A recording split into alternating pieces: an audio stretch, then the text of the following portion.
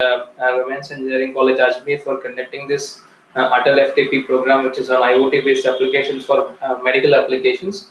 And I would like to thank and congratulate all the participants for participating in this FDP program. Fine. So today, the first session and the second session will be handled by myself. And my session, both the sessions are going to be completely an hands-on approach, and I'm not going to focus not much on theory concepts, because as the people are from the academic background and you are the people who are providing in knowledge and kindling the interest on various technologies to the students actually. So you people are very good in theoretical part. So I will not be explaining much theoretical content on this two sessions. Completely everything is going to be an hands-on approach. Okay, fine. And the first thing which I would like to tell you is, so if you have any doubts, if you have any queries, you can just unmute and can talk to me. So I'm ready to clarify the doubt. In case if any questions, if which is not aware to me, I'll just look into it and I'll get back to you people. Okay, so we'll make the session to be a little bit interactive, so that the first 2 hours and the second 2 hours will be handled by myself. And one more, as this FTP program is organized by the computer science department, I think most of the people here, the participants would have been from CSE, okay? And the tool and the hands-on demo which I'm going to show for this two session, it's going to be a little bit new to you people, because you people are very good in text-based programming tool, right? So we'll be working on different programming tools like C, C++, Java, Python, C Sharp.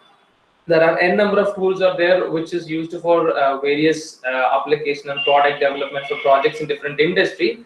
So as I am basically from the electronics background, so I'm going to handle this IoT based two sessions, which is going to be completely focused using the graphical programming tool, and few things a little, and it will be related to the hardware also, right? And especially you people, when you want to develop any real-time projects, you will be relying on embedded based applications or microcontroller based applications, right? So in that case also, so in today's session I'm going to explain the concepts about how we can use internet of things for medical applications, right? Everything I'm going to show it as a hands-on demo by using some active cloud and then passive clouds. Okay, fine, right? And let me share the screen. If you have any queries, you can just unmute and talk to me, or else you can just post your queries in the chat box. Okay, fine. So I'll look into the chat box often. If there is any query, I'll try to, I'll sort out the queries. Okay, so let me share the screen now. If my screen is visible, you can just drop a comment S in the chat box. Okay, so I have shared my screen right now. Yes, I think the screen is visible now. Everyone can see my screen. Yes, sir. Visible. Yeah, thank you so much. And let me just start to present my PPT. And just only maybe for half an hour or 1 hour, I'll be using the presentation. So the main use of presentation is I have just put some technical terms and the little terms about the software and the hardware which I'm going to introduce for the today's FTP program. Apart from that, whenever I'm trying to develop all the logic, it's going to be completely hands-on demo only. Fine. So I've just given the title for this two sessions as graphical system design for IoT in biomedical applications. Okay. So why I have just given this title, because this is based on IoT for medical applications. So I'm going to use a tool and I'm going to use a platform. Okay. So which is going to be completely based on a graphical system design. So through the graphical system design only, I'm going to develop applications. I'm going to build some logics in order to work with IoT based applications. So that's why I've given a title as graphical system design for IoT in biomedical application. But in industry, we will use a word called IIoT, which is called as Industrial Internet of Things. Okay, fine. So this is going to be the agenda for two sessions. Okay, so I hope already people have come across the schedule. Okay, the first session is going to be about understanding of LabVIEW, and then about DAC hardware system. So DAC is nothing but data acquisition system, and then we're going to look how we're going to interface a real-time biomedical sensors with the hardware, and they're going to acquire the data. Okay, and if you look into the session 2, it's going to be a hands-on experience for IoT-based application development for measuring the biomedical parameters. Okay, I'll tell you like what we're going to do in the session 1. As this FDP is based on IoT, okay, So IoT is a technology, okay? So IoT is a technology which can be club or which can be integrated with an existing system. Okay, we know that now a lot of the industries are looking for IoT based systems because they have an opportunity to share all the information through internet, which means that they have an existing system, so they want to make that system to be an IoT based system where they can do health condition monitoring, they can go for health monitoring system, even they want to transfer and they want to receive some commands and data through internet. So they are using IoT, okay, internet as a feature, okay. But if you look apart from that, they have an already existing system, okay, so which is going to do some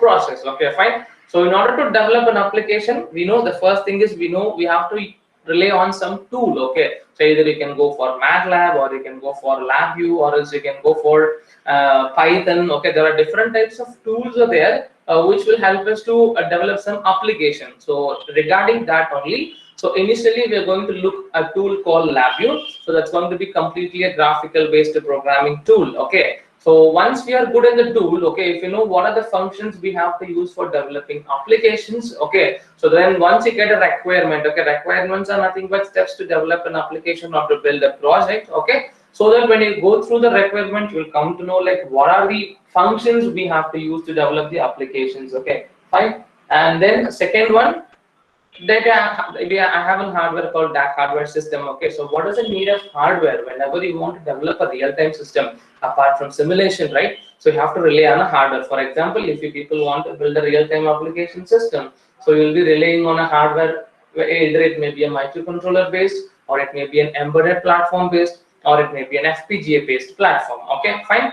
And next, so we know, so because of that only, we're going to learn or we're going to grab an industry knowledge about industry hardwares here, okay. And if you see the next one, interfacing of biomedical sensors, so I have few biomedical sensors with me which can be interfaced with the data acquisition hardware or the real-time embedded hardware, so that we are going to acquire the data. So this will be the flow for the session one, okay. So we will be introduced to tool, will be introduced to an hardware, and then you will be introduced to some data acquisition system, okay. And we are going to learn how to interface when we get a digital sensors or analog sensors with your hardware, okay. So with this we have built an application, or we know how to develop a product, okay, or how to develop an application, okay. What is the next part? So we have a system where we can do a real-time data acquisition, okay, which can be used for biomedical applications or any other applications. What is the next part? We need to integrate, okay. So we want to make, or we want to enhance this system as an IoT based system, okay. So we want to make the system as an IoT based system. So in regards, so then we are going to learn about what is IoT, okay, and what does mean by industrial IoT. We're going to see about industry 4.0, and then how we can build an IoT based systems, or how we can transfer the data using internet as a medium in local network, okay. So in that demo, so hands-on demo on data transfer in local network, so I'm going to show a real-time demo how we can transfer the data from my application software to mobile, okay. So it is going to be like a smart home automation system. And then I'm going to show a hands-on demo on data using passive cloud, like we are going to access the Google Firebase cloud in order to have a data transfer, okay. And last thing, we are going to use NI tool, LabVIEW, hardware and the biomedical based system together. We are going to incorporate the IoT technology also. We are going to make a complete IoT based applications, right? So this is going to be the agenda for session 1 and session 2, and this is how the flow of my session will be, okay, fine. So as already they are given an introduction about myself, okay. So I'm working as a senior application in VI solutions. So we are the test and automated company, okay. So we are the technical partners of National Instrument. I hope the professors who are in the FTP program, so if they have, right, so if they have an NI technology, or if they have NI software and hardware in their esteemed institutions, right, so they would have come across an industry called National Instruments, okay. So what we VA solution do,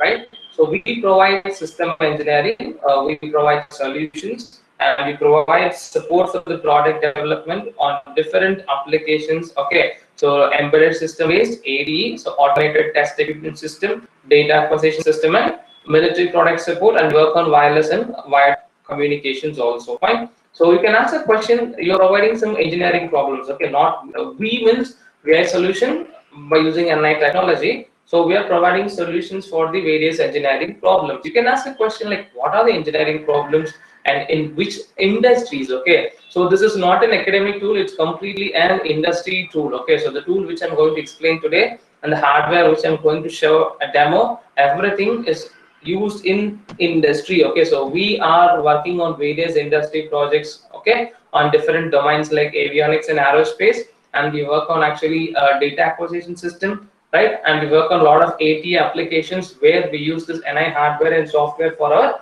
projects. Okay, so the engineering problems may occur, okay, in different industries or different industry sectors where NI is providing solutions, okay, on semiconductor based industries. When semiconductor based industry comes into picture, whenever you want to test a system, okay, or whenever you want to test in printed circuit board, or whenever you want to test any semiconductor devices, okay, so instead of testing all the devices and the boards manually, you can just make an automated test equipment system by using some hardware and software where the system itself will automatically provide some input to the device or the test, which, okay, a device under test, and then it is going to get the response. It's going to generate a report also. Okay, fine. So semiconductor based industry, when automotive comes into picture, you know, the most booming thing which in automobile industry is electrical vehicle and the hybrid vehicle, right? So in order to test the battery management system, okay, or how to enhance the performance of the battery management system, and in terms of designing and developing, testing the inverters and converter which is used in the electrical vehicle, okay, and about the electronic control unit. So on all these and different sectors, NI is providing support. Okay, when aerospace and defense comes into picture, they play a major role on testing the aircraft engines, okay, and the LRUs, line control units in the aircraft, where which is used for the communication purpose. So we work on actually different protocol standards, okay, on aerospace and defense. When power comes into picture, we know now in the most thing which all the people work on green technology, okay, so where in order to reduce the pollution, okay, or in order to generate the power by using our natural resources which is available, fine. So on power sector, electronics, and when wireless comes into picture, 5G, okay, so NI plays a major role on 5G research. Okay, so these are the different areas or industries where NI is providing solutions for the engineering problems. You can ask the question like, what are the different industries they use? Okay, the answer is there is a small video which is of 40 seconds. You can just go through the video, which you'll get an idea like what are the different areas NI is providing support.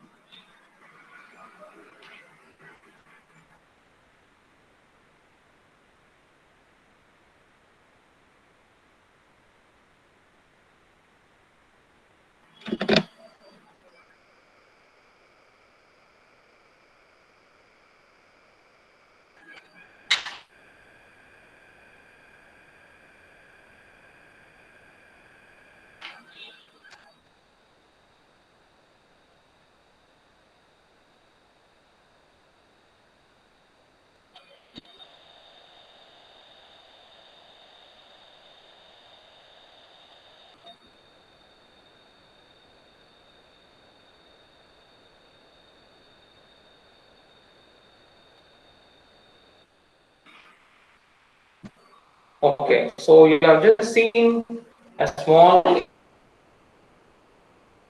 in chat box.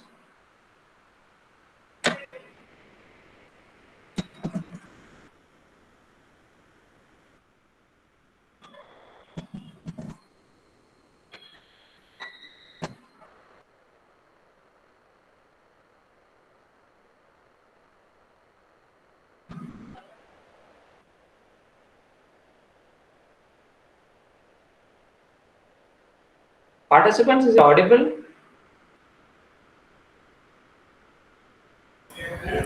Yes, sir. Audible. Okay, like when I just play video, have you heard the voice or the information what they said in the video? Because there is some technical issue in my system. Okay, no, fine. So let me play now. If the audio is, if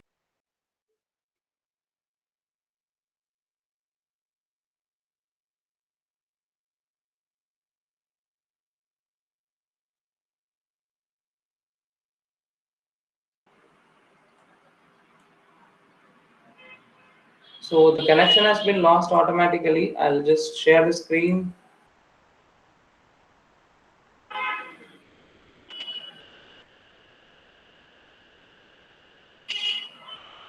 Okay,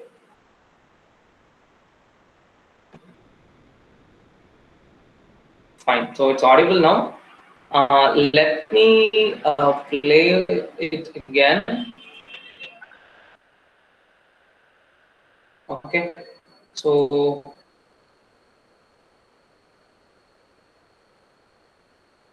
let me know if it is audible.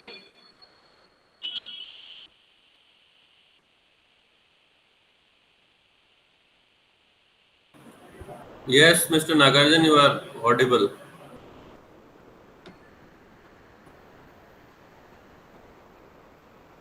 Am I audible to you? The video is also audible, right? The video which I played, yeah, No, yes, sir. no. It's audible, sir.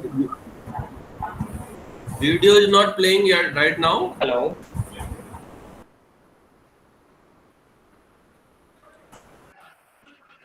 No, I played a video just for 2 seconds. So I just want to know whether the audio information from the video is fine. I'll play the video again for around 10 seconds. So please let me know whether the content, whatever they provide, okay, the information, whatever they share in the video, is it audible to you people, okay? Or else I'll do one thing, instead of playing it here, I have,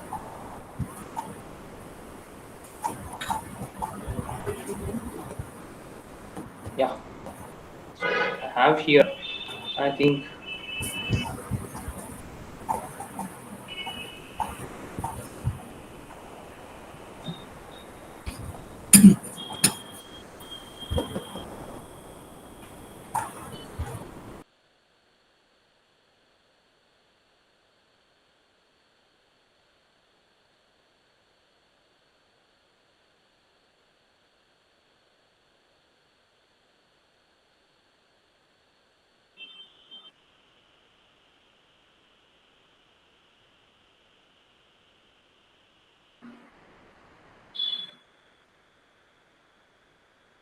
So is it audible now? No. No, the video was not audible.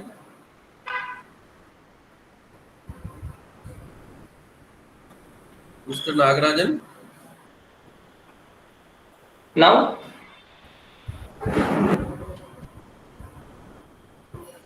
this video is not audible, it is visible only. Mr. Ragarajan, you are connected with the headphone. Kindly remove it and after that play this video. That video will be take the microphone of your system and that due to that it be audible like this.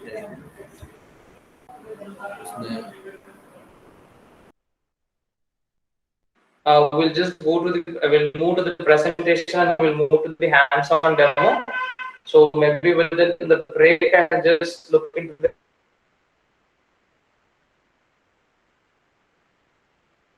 issue. So then I can just show some video with some audio content, because few videos will have some audio content and remaining will have only the background music that you can just. So we'll enter into the concept now. So here I was just keep on talking about a thing called NI software and NI hardware. Okay, so NI is a national instrument. Okay, NI, which is a multinational company who is providing a lot of support to various industries by providing hardware and software based on the requirements. Okay, I use a tool which is completely a graphical based programming language. Okay, so which is mainly used for the application development. Okay, and today for the entire session I'm going to use this tool for our application development, which will be completely a graphical based programming tool, which will be new for the computer science department people. Okay, if the people belongs to electrical, electronics and other domains, maybe they would have come across these tools. Okay, and you can see there are some other tools which is mentioned here, like NI test 10, which is mainly used for testing purpose.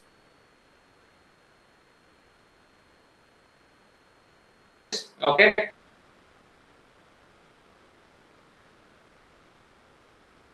and then we have a software called multi-sim. And this one is called Diadem. Mr. Nagarajan, your voice is not clear. Fluctuating voice.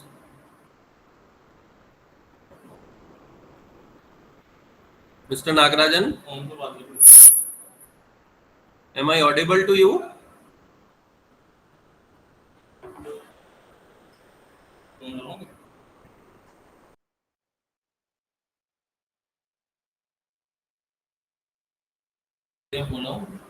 And you can develop real-time applications also Mr. by Nagarajan? including the NI hardware here. Okay, fine. So if you look, yes, sir. Hello. Yes. No, earlier your voice was not clear. Your voice was fluctuating, but now it is clear. Now. Yes. Now it's clear. Now it is clear. Is it clear now, sir? I think there is internet connectivity issue at your end. Yeah. Even I check from my side, or else maybe I'll switch over to another network so that will not face this issue. I'll just check it out. Okay, now you can continue. Your voice is now okay. It's okay, right? Yeah, fine. Okay. So this, I'll just go for a slide share. Yeah. So I was talking about LabVIEW. LabVIEW is a laboratory virtual instrumentation engineering workbench. Okay, this is an expansion of LabVIEW. So when you know how to work with this LabVIEW tool and NI hardware, right? So you can make your place as an engineering workstation. Okay, so that's why it has got a name called engineering workbench. And there is a word called virtual instrumentation here. So when using this LabVIEW software, okay, you can develop virtual instrument. Okay, we know virtual means which is not physically present. Okay, so if you have an existing instrument, okay, if you want to simulate or if you want to develop the same instrument in virtually, you can make use of this LabVIEW tool. Okay, and it supports different operating system platforms like Linux, Mac, and Windows, where all the toolkits are supported. And when hardware comes into picture, you can work on any embedded based platform, FPGA, as well as microcontroller based platform also. Okay, so that's why NI hardware and software together, it's going to provide and complete solution for the engineering problems. Okay, they are not providing solution only based on software platform, they provide solutions based on hardware, because when industry comes into picture, without hardware we cannot do anything. Okay, so whenever you want to develop a system or application or a product, right, so we need hardware and the software together, we can build a system. Okay, so it provides support in both hardware as well as software platform here. Okay, fine. So this is the expansion of LabVIEW, and you can ask, like, you're talking something about industry. Where do they use LabVIEW? Okay, so the answer for the question is these are the different industries who are using NI technology in their various applications. Okay, I have just mentioned only a few companies in this slide, where most of the companies are known to all the people. So there are n number of companies globally using NI technology. Okay, So recently, I think everyone knows about the person called Elon Musk. So who is a huge man. Okay, so a person who is working on a lot of industries, a lot of research. Okay, like aerospace industry, automobile industry, in communication, wireless industry. So he has just kept his foot on different industries. Okay, he has landed his platform. Okay, so on different industry, I think the most thing which everyone knows about is the SpaceX. So where in SpaceX project, okay, so they have used a different programming language like C++, embedded Linux, Python. Along with that, they have used LabVIEW platform only. So by using all these tools together only, they have just enabled to build, launch, and monitor stuff that goes to the as to the space over there. Okay, fine. And here, as the tool which I'm going to introduce about LabVIEW. So there is a separate ground software team. Okay, so where the people primarily develop their code using LabVIEW. Okay, so why they use LabVIEW? They use LabVIEW. Okay, so for the graphical user interface, okay, GUI corresponds to a graphical user interface and mission and launch control. Okay, for the engineers and operators, so used to monitor the vehicle telemetry system and to send the command to the rocket or the spacecraft, and for the pad support equipments. Okay, fine. So in rocket science also they have used this LabVIEW software. Okay, for their applications. Okay, so why LabVIEW? You can ask the next question, why? There are some other programming tools existing which you people are very good in those tools. Okay, so then why you are using LabVIEW tool? Okay, fine. So there are different tools which are in usage of C, C++, Python, Java. These are very, very familiar to all the professors of the CSE and other departments. Okay, fine. And about MATLAB. Okay, when the EEE electrical and other electronics comes in picture, so they will be using MATLAB for the research purposes. Okay, so why you want to use LabVIEW software? What is the difference between LabVIEW and the other existing tool which used in academics? Okay, the main difference is it's completely a graphical based programming language.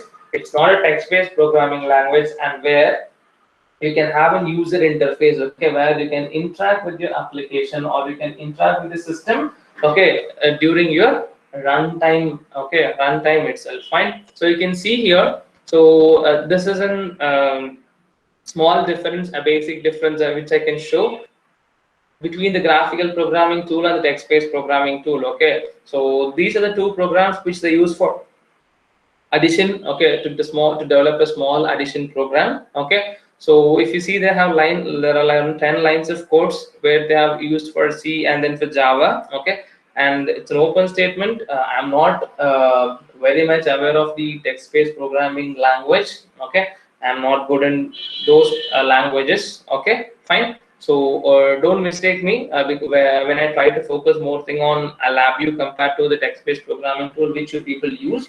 Okay, it depends. Okay, so you people are working on text-based programming tool, you're good in that, and I'm from basically electronics and electrical background. I'm not exposed to the programming tool. Okay, during my academics, so I have just chose my career on automation sector, where I have learned different industry automation tools which they used for industry applications to automate their system. So among that, LabVIEW is one tool which is used for mainly industrial automation applications. So using this tool only, so we are developing a lot of real-time applications. So that's why I've just chosen this tool for this IoT based application system. Okay, so don't feel bad that I'm not focusing on the text based programming language because I'm not into that area. Okay, fine, that's all. So here, if you see the difference between these LabVIEW and then your text based programming tool is you need to follow a lot of syntax to develop some applications or some programs where we doesn't have such type of syntax here.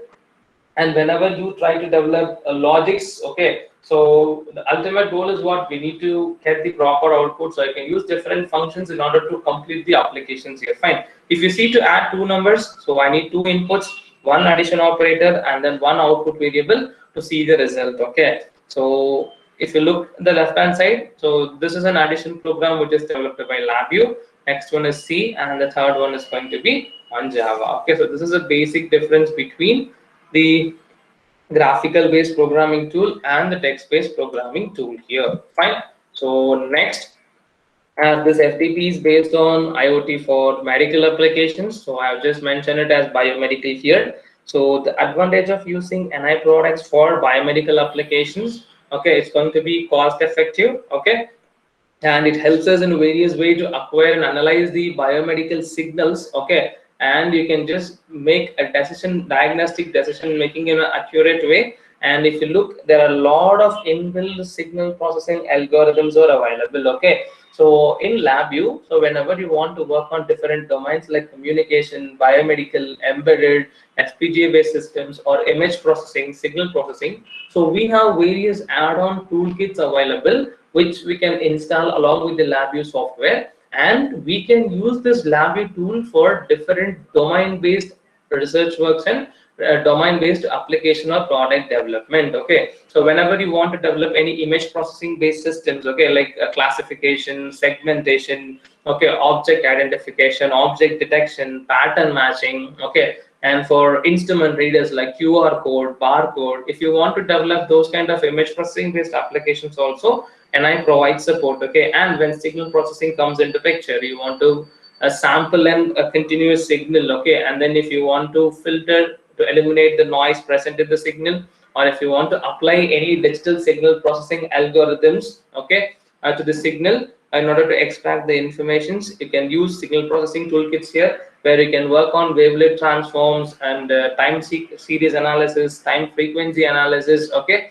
So you can just use windowing techniques also to smooth your waveforms, okay. So all those things can be possible by using the signal processing toolkits here. And when you want to work with the biomedical signals like ECG feature extraction, or if you want to analyze the blood pressure of the patient, okay, like whenever you want, or if you want to work on EEG or EMG, okay, on biosignals, so we have NI biomedical toolkit and the functions which will be help us to develop some biomedical systems. In the same case, you can go for biomedical based image processing also. And if you want to work on RF communication,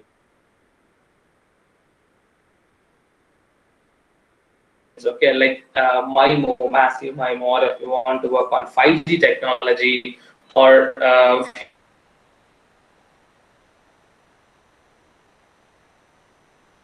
we have separate add-on toolkits and hardware available to work on communications.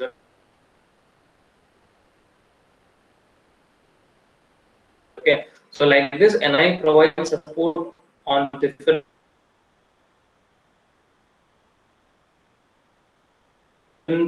domains, okay, to develop or to give a complete solution. Okay, that's why we have just chosen this tool here. Okay, used an to make an automatic color the electrophoresis CNI spectrometer with LabVIEW. Okay, and you can see here they have built a prototype for digital flow cytometer, and you can see on image processing, okay, endothelial evaluation of corneal transplant by knowledge based digital image processing. So they have used NI products in the biomedical field for different aspects and different requirements, okay. And hardware, okay, which is used for data acquisition system, okay. See, so we can use using the NI hardware, we can measure biosignals like ECG, EMG, EEG, and all. When image processing comes into picture, as I said, edge detection, blood vessel contraction, fault identification, fault detection, okay, all those things can be used by using this NI software and the hardware product. Okay, is there any query or questions? No. Okay, fine. Yes. So this is an overview where NI is used in biomedical field or in the medical application systems. Okay. So now we are going to enter into the tool now. Okay. So I'm going to introduce first the tool knowledge, then the hardware knowledge, then about the IoT concepts, then all together we are going to build a small IoT system. Okay, fine. So with this, I'm entering into the tool. So LabVIEW is a graphical based programming language. So whenever you want to work on LabVIEW, we need to open a file, okay, and then we need to develop the logics, okay. So whenever you open LabVIEW software, and if you create a new file, okay, so in text-based programming, we'll call it as new file, and here it will call all the files as VIs, okay, all the files as VI. VI corresponds to virtual instrument, okay. So VI corresponds to virtual instrument. Fine. So here, whenever you open any VI, so always we will get two screens. Okay, always we'll get two screens. One is called as front panel. The another screen will be called as block diagram. You can ask the question, why we need two screens? What is the use of those screens? Okay, so front panel is used for user interface. Okay, so I hope we have seen when we discuss about SpaceX project. Okay, on launching a spacecraft. So the ground team, they have used LabVIEW software for GUI, graphical user interface, where they can send and monitor the telemetry systems, and they can send a command to the spacecraft, right?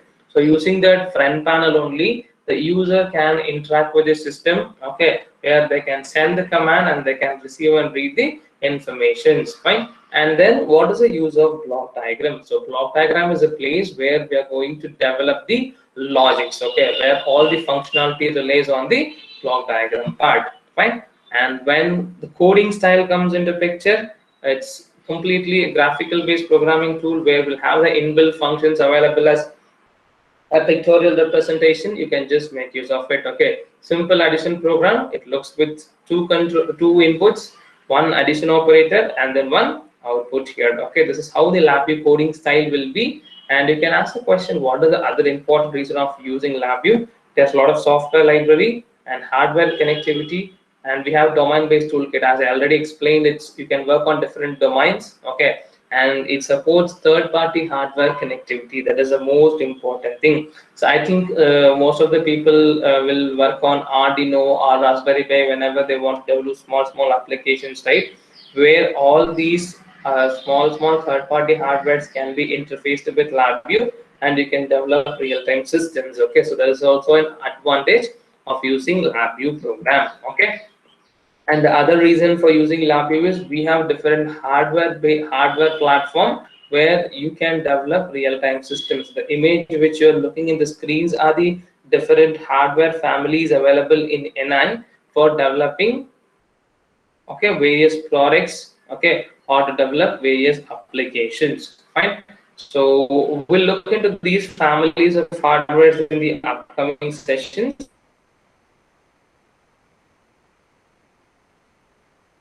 Okay, and why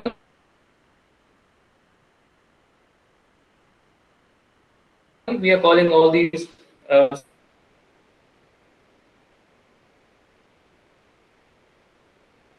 systems as VI. VI stands for virtual instrument.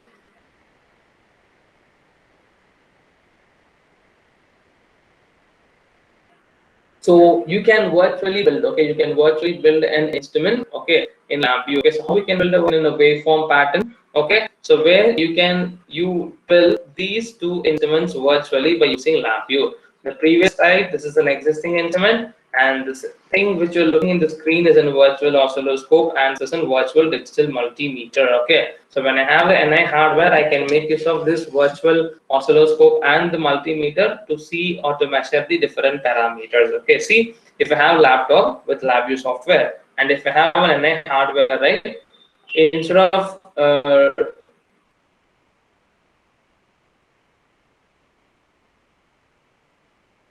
if I want to develop or if I want to do an experiment, instead of going into lab, if I have the components with me, so I can just sit in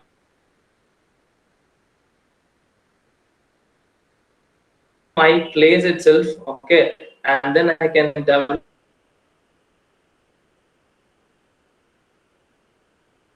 this system. And if I want to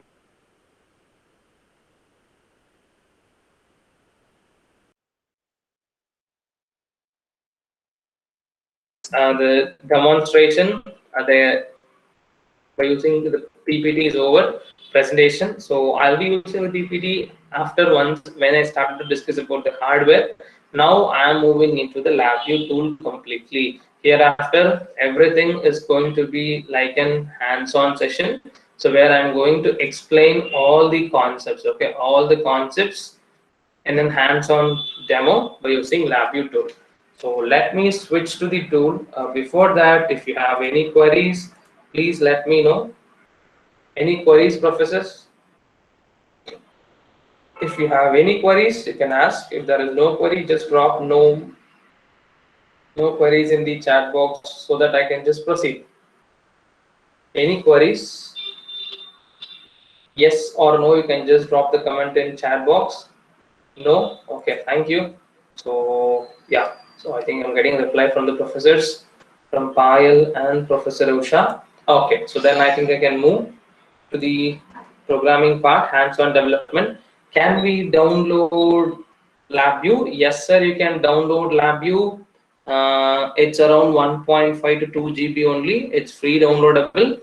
If you wish, I can just drop the software link in the chat box. You can make use of it. Give me a moment. Even I can drop the link in the soft chat box itself. You can just make use of it.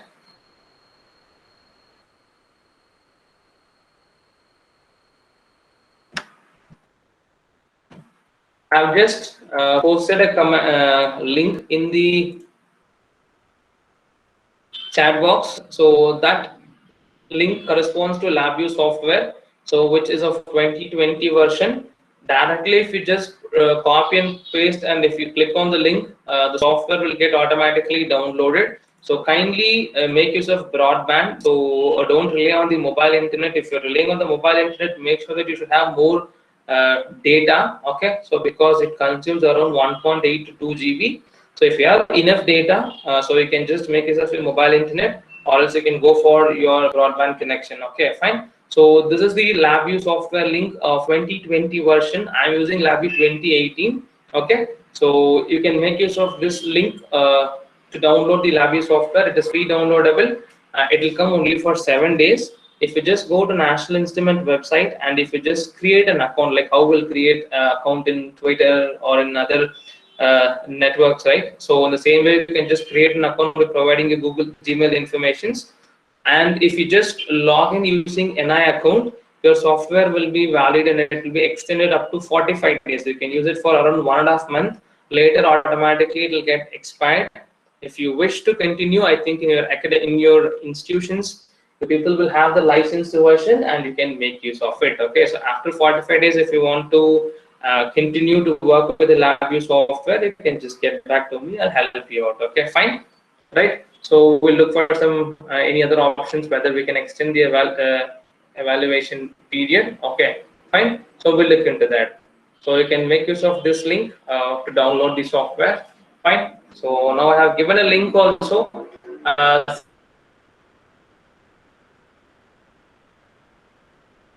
Simple. Once you download and then if you install the software, just you can just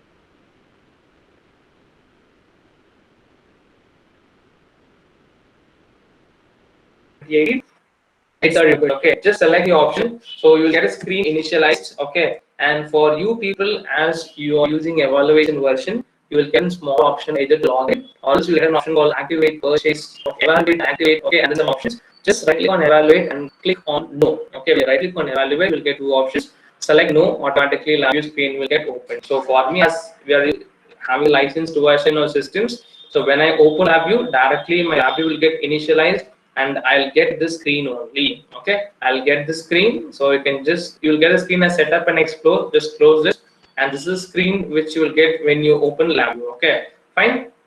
And in this, to open a new file, okay, as I said, we'll be calling it as new VI code file, and then you can see there is an option called new VI.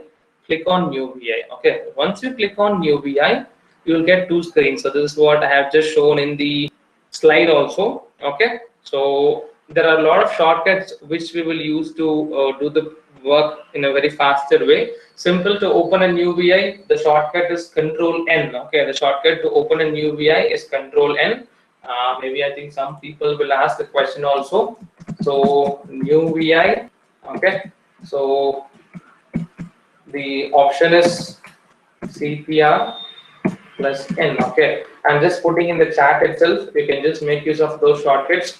For new VI, it is Control N. Okay, and to run the program, it's Control R. Fine. And then to make your front panel and block diagram appear parallelly, So we call that style. So for that, the shortcut is Control plus T. Okay. So these are the few shortcuts we will use, and to remove the broken wires, the shortcut we will use is Control D. Okay. So these are the few shortcuts we will use, and then I'll give one more shortcut also. Quick draw. Okay. Control space. Okay, so these are the different shortcuts which we will use often. So anyway, if you want to make a note of it, I just put it in the comment, the chat box itself. You can make use of these shortcuts to do the process. And the important thing, to switch from front panel to block diagram. So I'll make it as switching. Okay, Control E. Okay, I'll be using these shortcuts often when I try to develop the program. So that's why I just posted those shortcuts also in the chat box where you can make use of it. Let me go to the LabVIEW tool. Okay, fine. Yeah. So I have both front panel and the block diagram. So I have just shown a small shortcut where you can display a few shortcuts. I just posted in the chat box also. You can make use of it. I'm just going to maximize the front panel. Okay, so this is how the front panel appears. You'll have the vertical and the horizontal grid lines over there. Fine. And now if you see, whenever you want to switch over from front panel to block diagram, because block diagram is a race where we'll be developing the logics and the applications, right? So to switch to the block diagram, I have just shown a small shortcut called Control E, where when you press Control E, automatically the block diagram comes into the screen over there. Okay, the option will be available in the Windows. See, there is an option called Show Front Panel, Control E. When I just press Control E, it will switch from block diagram to front panel. Again, from front panel to block diagram, Control E. Okay, so this is how you can switch from one screen to another screen by using a shortcut Control E, which I have just posted on the chat box. Okay, and then if you want to, then you can ask the question, sir, I want to see both the screens on both the front panel and the block diagram on a same screen. The answer, you can go for Control T. Okay, that's called tile front panel and block diagram left and right. Okay, that option is also available in the Windows. See, tile left and right. If I just press that, you will get control panel as well as block diagram, which will appear parallelly in your screen now. Okay, fine. So you can see here I have front panel and then I have block diagram. Fine. So this is how you can make use of the shortcut. So Control N, Control E, and then we have seen a shortcut called Control T. You can ask like, oh, what is the use of front panel and block diagram? How will you use these to develop the program? Okay. Initially, I'm going to show a small demo as when we try to introduce to most of the programming tool. The first thing we will look into is what are the different data types. Okay, different data types which will be supported by LabVIEW software, and then or any other programming tool. Okay, fine. And then finally, next one we'll see what are how we can develop small programs. Okay, so in that aspect, so NI supports, LabVIEW supports different data types. Okay, so when I just right click, okay, before that I'll tell you, when I just right click the front panel, I'll get a palette. This is what we call as palette. I'll get a palette called control palettes, where all the controls and indicators will be available in this palette only. You can ask, what does mean by controls and indicator? Simple. Inputs will be called as controls, indicators will be called as outputs. Okay, outputs will be called as indicator. Okay, so when you look into any instrument, you'll have some controls like switches, knobs to provide inputs to the instrument, and to see the result you'll have indicators, right? In the same way, in LabVIEW, inputs will call it as controls and outputs will call it as indicators. Okay, so don't get confused. Controls and indicators means control means input, indicator means output. Okay, so all the controls and indicators supported by different data types will be present in the control palette. You can see in the palette itself, I have numeric, I have Boolean, I have string, I have array, matrix, and clusters. Okay, fine. So LabVIEW supports numeric data type, Boolean data type, string data type, array data type and cluster data type. Okay, fine.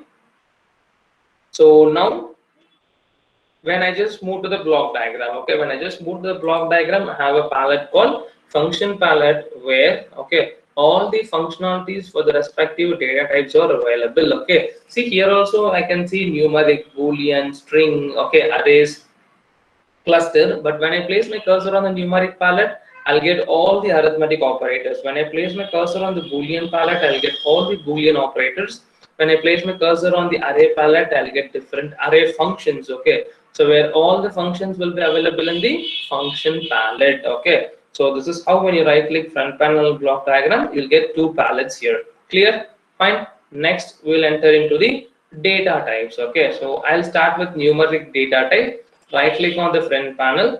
There is an option called numeric. When I place my cursor on the numeric palette, I'll get another sub palette where all the numeric controls and indicators are available. I repeat, controls means inputs, indicator means output. Okay, so now we are going to develop a small addition program as an initial stage. As we are in the initial stage, we'll be developing a small addition program. Okay, so to add two numbers, okay, to add two numbers, we need two controls and we need one addition operator, and then we need one indicator to see the result of sum of two numbers. Okay, so to get the controls, okay, to get the control, place your cursor on the numeric palette, take a numeric control and put it in the front panel. Okay, so once you put that in the front panel, you can see I have a numeric control. When I place a numeric control in the front panel, the same thing will be appear in the block diagram. So when I just right click on the numeric control on the block diagram,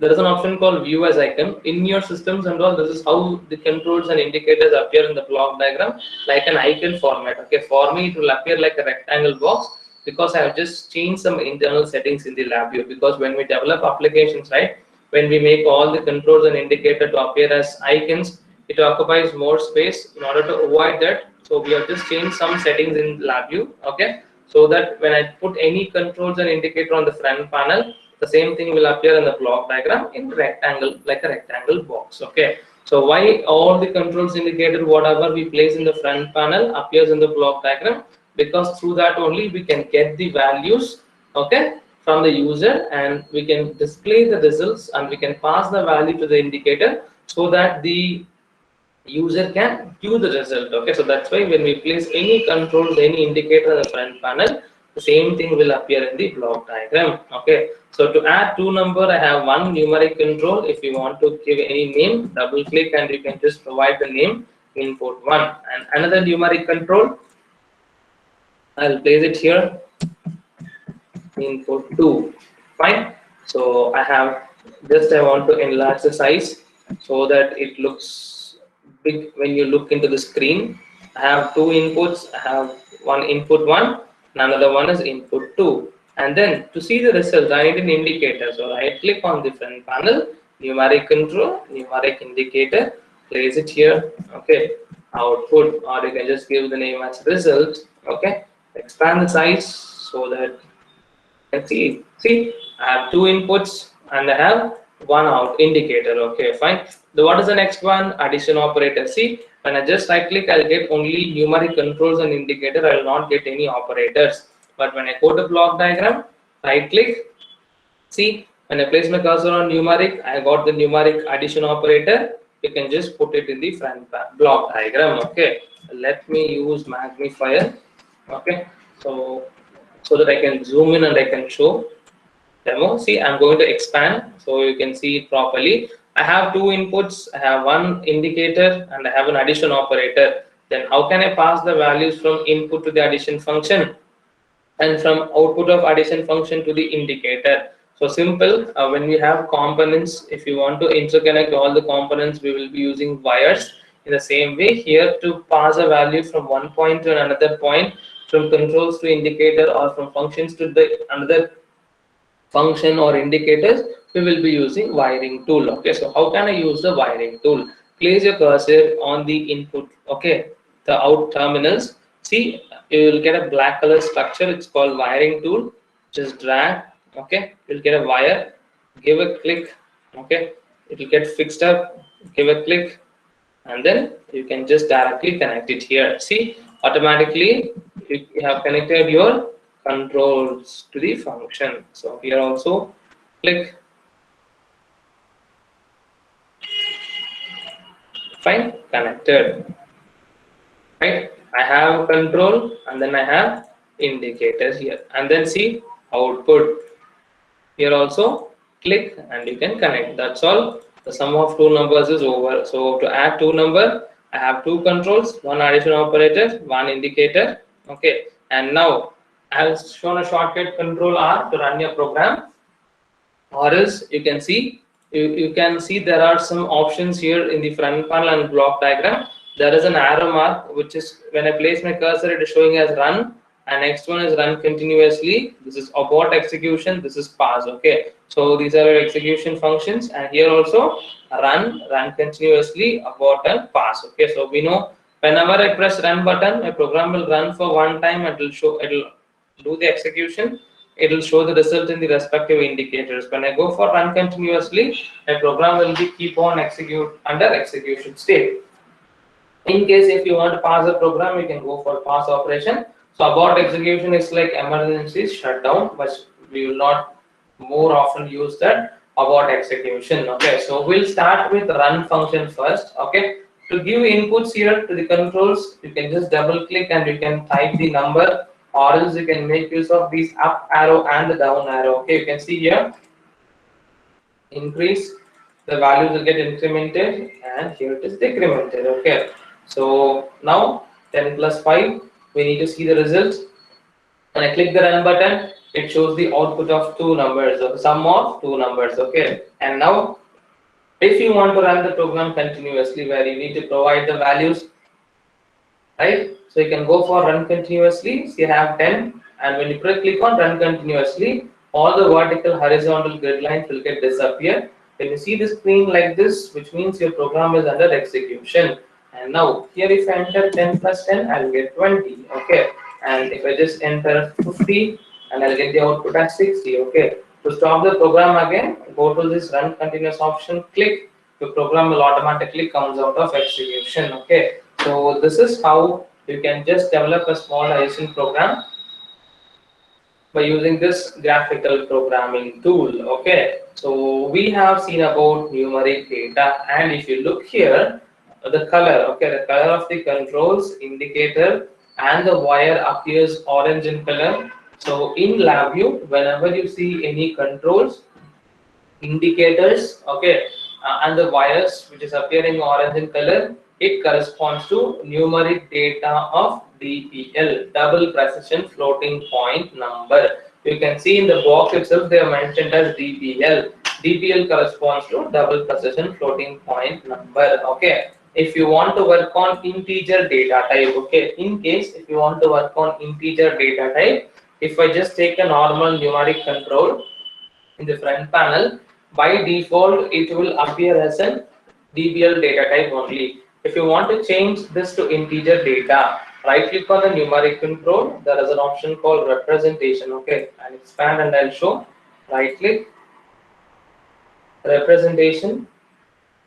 See, this is U corresponds to unsigned integer, I corresponds to signed integer. Let me go for U.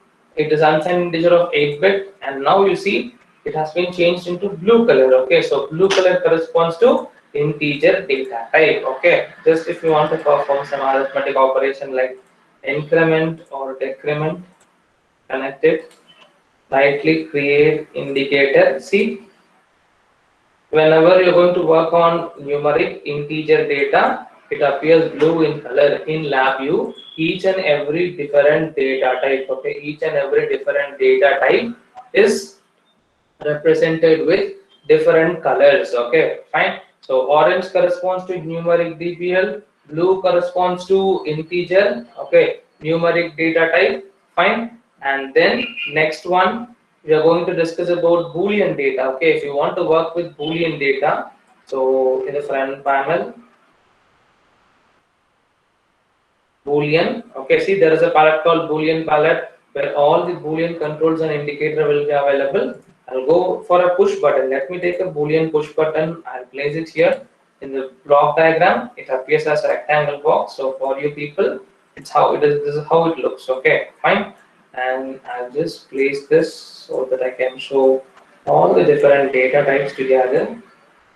Let me arrange it properly. Okay, I have a Boolean control. So if you want to expand the size of the Boolean control, you can expand it. And Boolean indicator, see I have round LED, I have square LED, whichever you want, you can just take. If you want to change the size, place your cursor, drag. Okay, see I have just changed the size also. So now a Boolean indicator, we know to connect. Okay, to connect the control and indicator, we will use wires. Okay, now you can see this Boolean controls and the indicators appears in which color? Green in color, which means in LabVIEW, whenever you see any controls, when you see any indicator which appears green in color and the wires also when appears green in color, it corresponds to Boolean data. When I make continuous run, see when I press the button, it passes a true value to the indicator. That's why the indicator gets turned on. If I turn off, it automatically gets turned off here. Okay, fine. So this is how the Boolean controls and indicator looks in LabVIEW. And if you want to work with string data, go to the front panel, right click, okay, on the front panel, you'll get string palette here, string control. Okay, place the string control. Let me expand the size of the string control here, and a string indicator.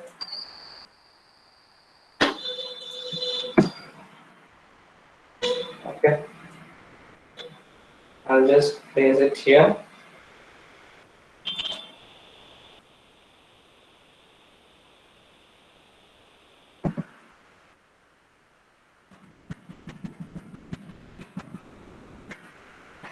A string indicator. Okay, and if you look in the block diagram, see the string control and the string indicator appears in which color?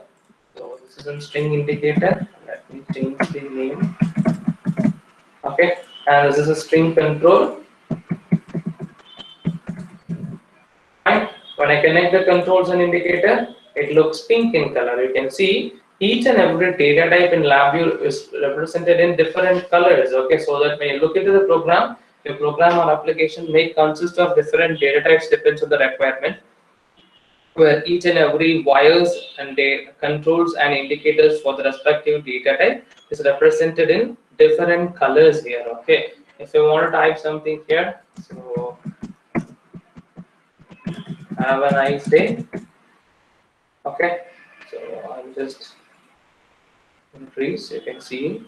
Okay, and if you want to see the results, run the code, the data will be passed and that will be displayed here. Okay, so this is how you can make use of different data types with respect to the requirements actually. Fine.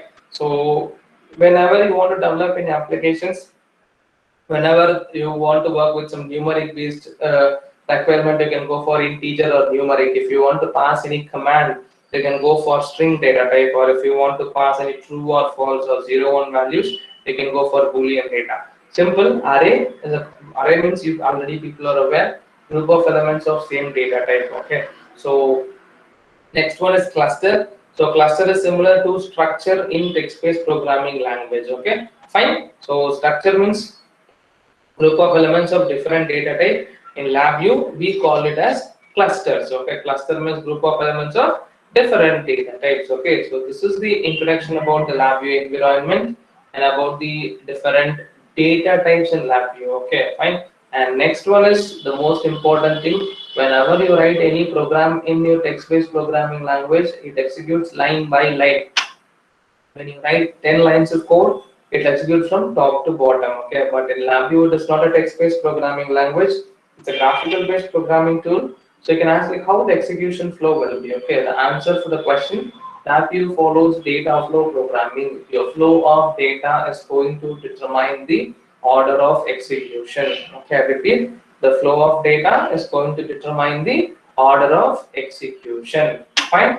So if you want to look the data flow programming concept here, okay, so I'll just do a small modification.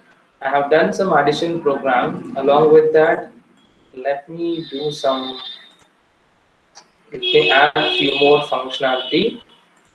100.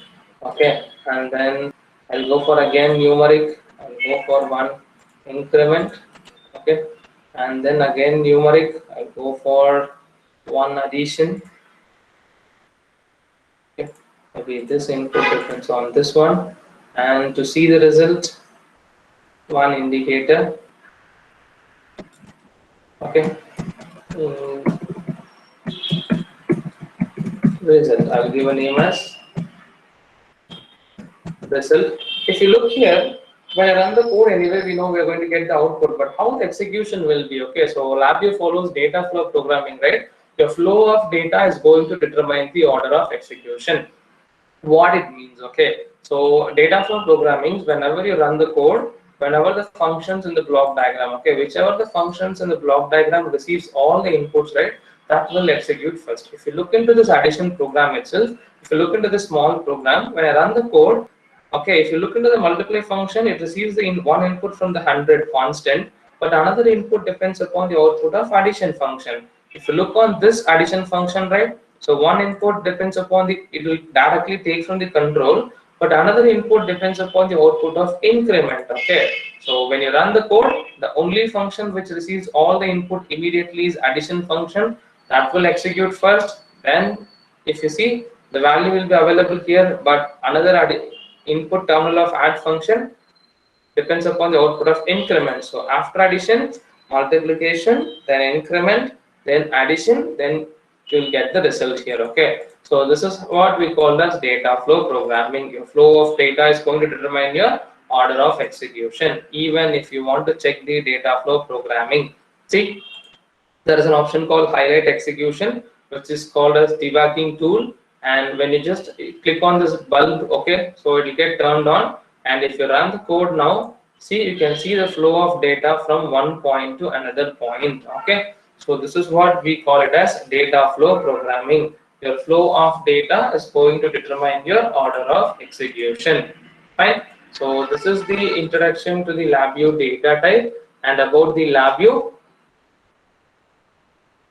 the different representation of data type with different colors, and we have seen about data flow programming concept also, okay. So with this, the environment introduction is over, okay. So now what we're going to do, we're going to learn about the functionality part, okay. So we're going to learn about few functions which we will be using often in today's session. See, if you want to learn about this complete tool, same like if you want to learn C or C++, Java or MATLAB, whatever it may be, it takes around 1 week or 5 weeks, okay, completely to learn this tool, okay. In the same way, if you want to learn LabVIEW also, about all the functionalities, about all the concepts regarding LabVIEW, it hardly takes 1 week, okay, fine.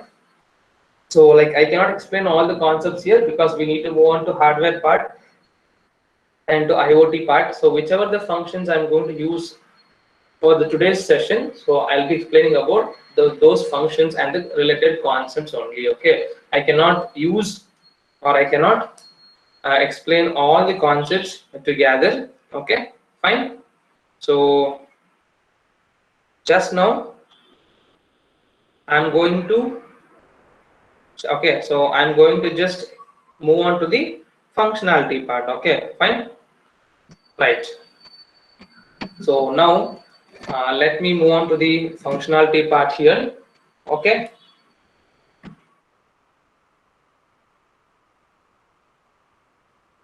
Any queries as of now? Any queries regarding the data types, tools, or any doubts regarding the LabVIEW environment?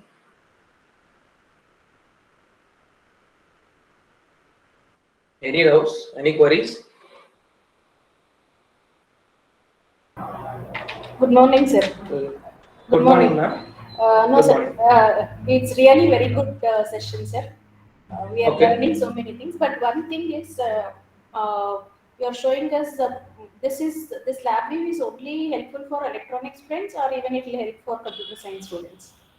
Ma'am, you can use, ma'am, for artificial intelligence and all, you can use this LabVIEW tool. As the Okay. computer people, you will be completely focused on text-based programming language, right? Yes, yes, So yes. that it looks, yeah, it looks little bit new actually. So I think in most of the computer science people are also doing research on image processing and other aspects and all.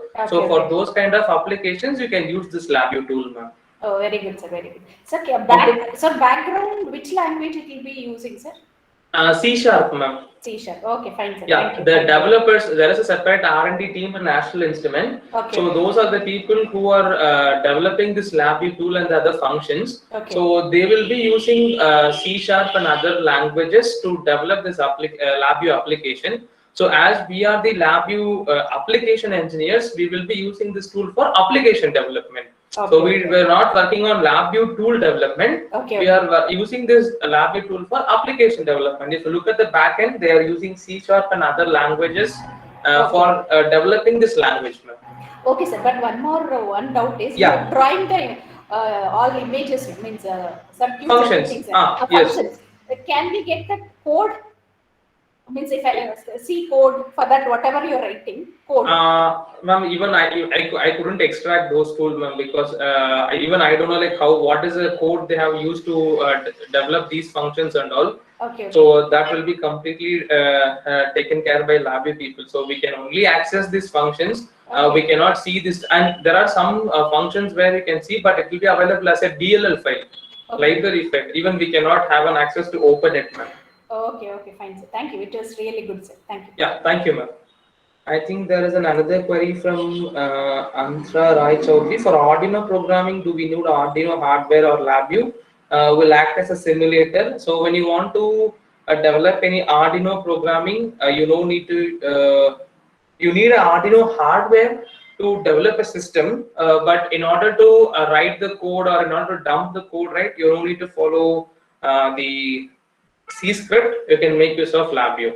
Okay. So for work in a complete simulation way, you can use LabVIEW tool only. If you want to interface a real-time Arduino board with LabVIEW, okay, so you can just you have to use some add-on toolkits or some functions which will help us to interface your application and the Arduino board, and the complete code can be developed in LabVIEW tool itself. You don't need to go for the separate C programming structure. Any other query? Any other doubts?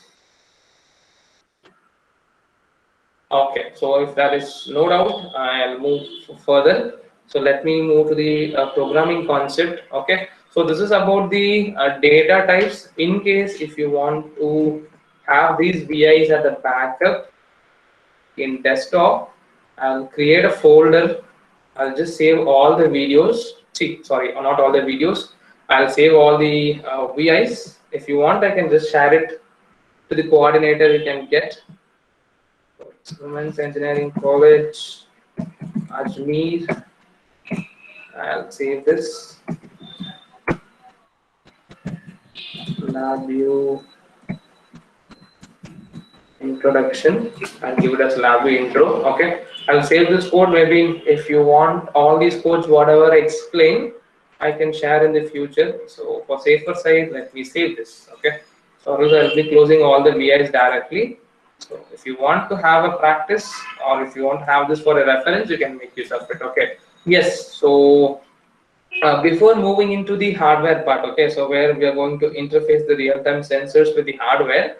So I'm going to just explain about few functions which I'll be keep on using when I'm trying to develop any applications. Okay, if you look here, apart from the numeric data type, and we have an option called file IO where you can export. Okay, so where you can export the information from LabVIEW to any files. Okay, in case if you have any information in file, if you want to just import a LabVIEW program and then if you want to process it, we have set of file IO functions which will help us to export and import the file. And if you want to generate a report, okay, if you want to generate report also, we have report generation toolkit where I can generate a report. Okay, for example, once you do any analysis, finally if you want to create a report, okay, so you can just create a report. You can append tables. Okay, see, we have an option called word specific where I can include the word info like inserting a table, okay, or inserting a header, title, all those information.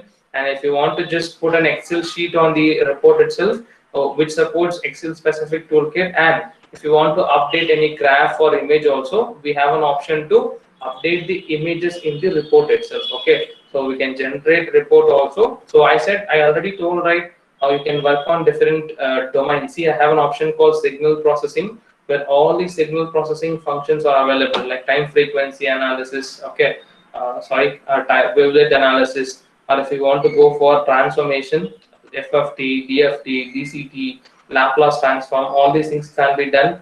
And we have different windowing techniques, okay. So, and if you want to work with filters, we have different filters available. And if you want to work with image processing, there is a toolkit called a vision and development module and vision acquisition system. Together we can do online image processing as well as offline image processing. See, as I told, you can go for object tracking, you can go for optical character recognition, instrument reader, pattern matching, okay, machine learning, right? So you can go for classification. Even you can work when artificial intelligence comes into picture, like machine learning and deep learning based applications can also be developed using LabVIEW tool. Okay, fine. And I don't have communication toolkit with me.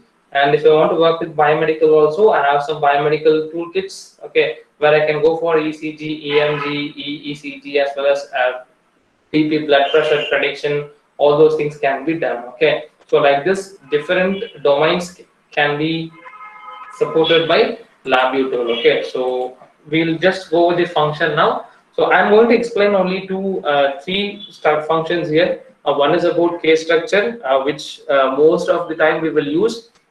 Second one, a while loop. Third one about for loop. Okay, right? So apart from that, other things are not required as of now. Okay, and when I try to develop any logics, if any other data types are required, so at that time we'll see about arrays and other data types. Okay, as we have only less amount of time.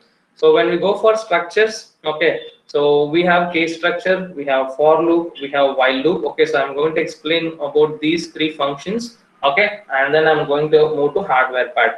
So we'll see about case structure. Simple, you can easily understand whenever you have conditional based requirement. Okay, so whenever you have conditional based requirement, okay, conditional based requirement, so we'll be using if else statement in text based programming. The same case if else statement can be implemented in LabVIEW by using this case structure. Okay, so when I just select this case structure, if I drag and drop it in the block diagram, this is how it appears. Right click, visible item, label. Okay, so this is how the case structure looks here. Simple. If else statement, we have only two conditions. If the condition is true, we'll be developing a logic. Else, if the condition is false, we'll be writing another logics. In the same way, if you see, as I told you, in LabVIEW, each and every different data type is represented with a different colors here. Okay, and now if you see, there is a question mark available in the case structure. Okay, there is a question mark available in the case structure. This question mark, okay, this question mark appears in which color? Green color. Green color corresponds to Boolean data type. So where Boolean has only two possible values, one is true and another one is false, 0 or 1. Okay, fine. So whenever this question mark receives a true value, so whatever the logics we develop in the true case will get executed. And if the question mark receives false value, whatever the logics we develop in the false case will get executed. Okay, so this is how your if else statement in your text based programming language can be implemented in LabVIEW by using this case structure. Okay, it's very easy and very simple also. No syntax, nothing. Okay, no open braces, close braces, printer, scanner, semicolon, nothing is required here. Okay, fine. So a small demo how the case structure works. Okay, so we'll go for a small demo now. I'll go for a Boolean palette. Let me take this button. Okay, and then I'm going to connect this Boolean button to my question mark. Okay, so the default value for numeric data type is 0. The default value for Boolean data type is false. The default value for string is empty string. Okay, so see, I just connected this Boolean to the question mark. It appears green in color. And the most important thing here, which I would like to tell, if you want to compile, okay, and if you want to check whether there is an error present in your program, okay, logically, not functionally, logically, okay, So when you can see the run arrow mark always appear in this format. Okay. So for example, when I take an addition function and if I put it here, you can look here immediately. Your run arrow mark appears in broken format. Okay, run arrow mark appears in broken format. So whenever your run arrow mark appears in broken format, which means there is an error in your program. Okay, it's like a logical error. Functionally, if you do any error, so you are developed the logic in a wrong way, maybe you would have got different output rather than the expected output. So that you have to check the functionality wise. If when you logical, okay, when you just forgot to wire or unwire, when you misuse to, when you try to connect different data types and all, you will be, when you get this broken wires, right,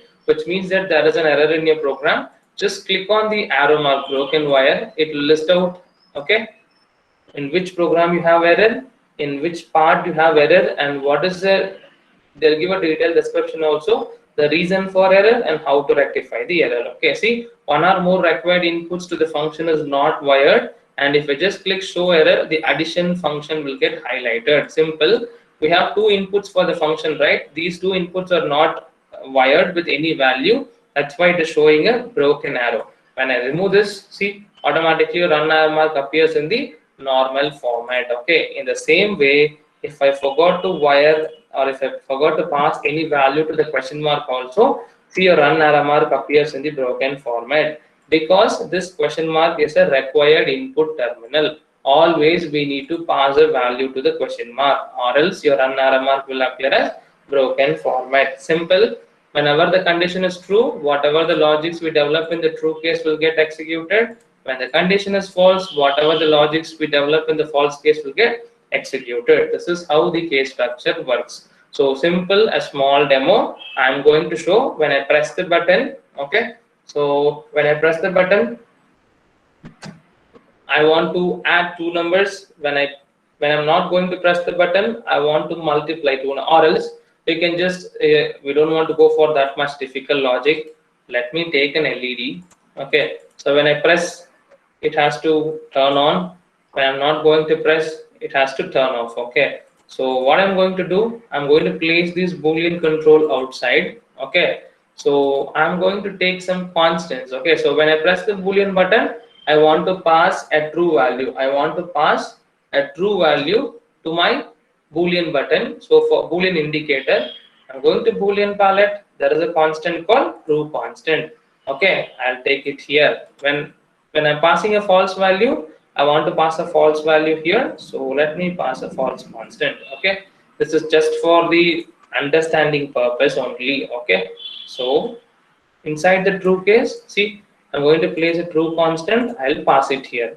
And in the false case, I'm going to place the false constant, I'm going to connect. Okay, and if you see, I have a small square box here. This is what we call it as tunnels. Okay, so tunnels are nothing but passage which is used to pass the value from inside to outside of the structure.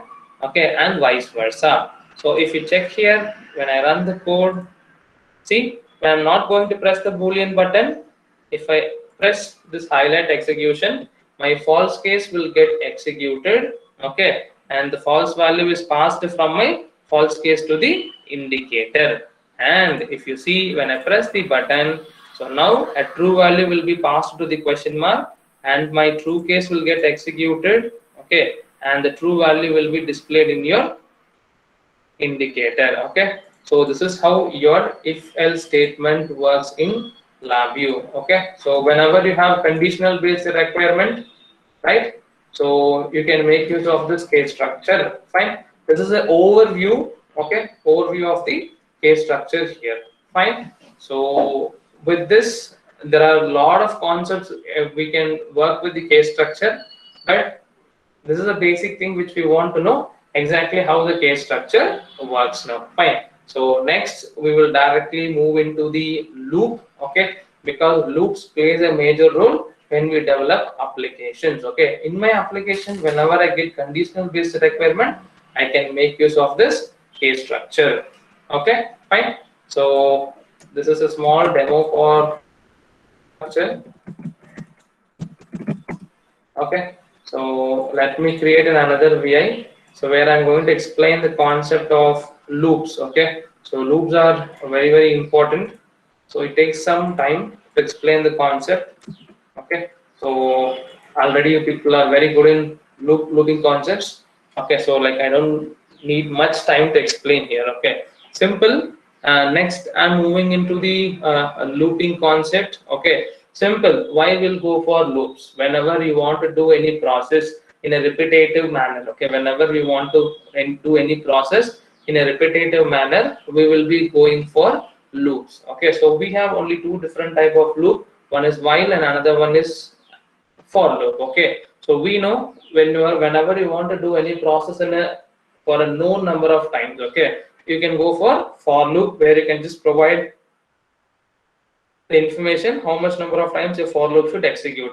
So when you look in the text-based programming, we'll have some syntax for I is equal to some value, then I will compare, and then we'll have I plus plus or I minus minus. Okay, like this is the syntax we'll use it for loop whenever you want to do any process for some repetitive known number of iterations. But whenever you want to do any process, or if you want to execute any process repetitively with respective to condition, we will go for while loop. Okay, fine. So under while we have two different types of while loops subcategory. So while and do while. So while is an entry check. Okay, so do while is an exit check. Fine. So while means, so when the condition is true, it will make your process to run in a repetitive manner, else it will come out of execution. So do while, it will execute once and check for the condition. Fine. I think this is the basic difference between while and do while.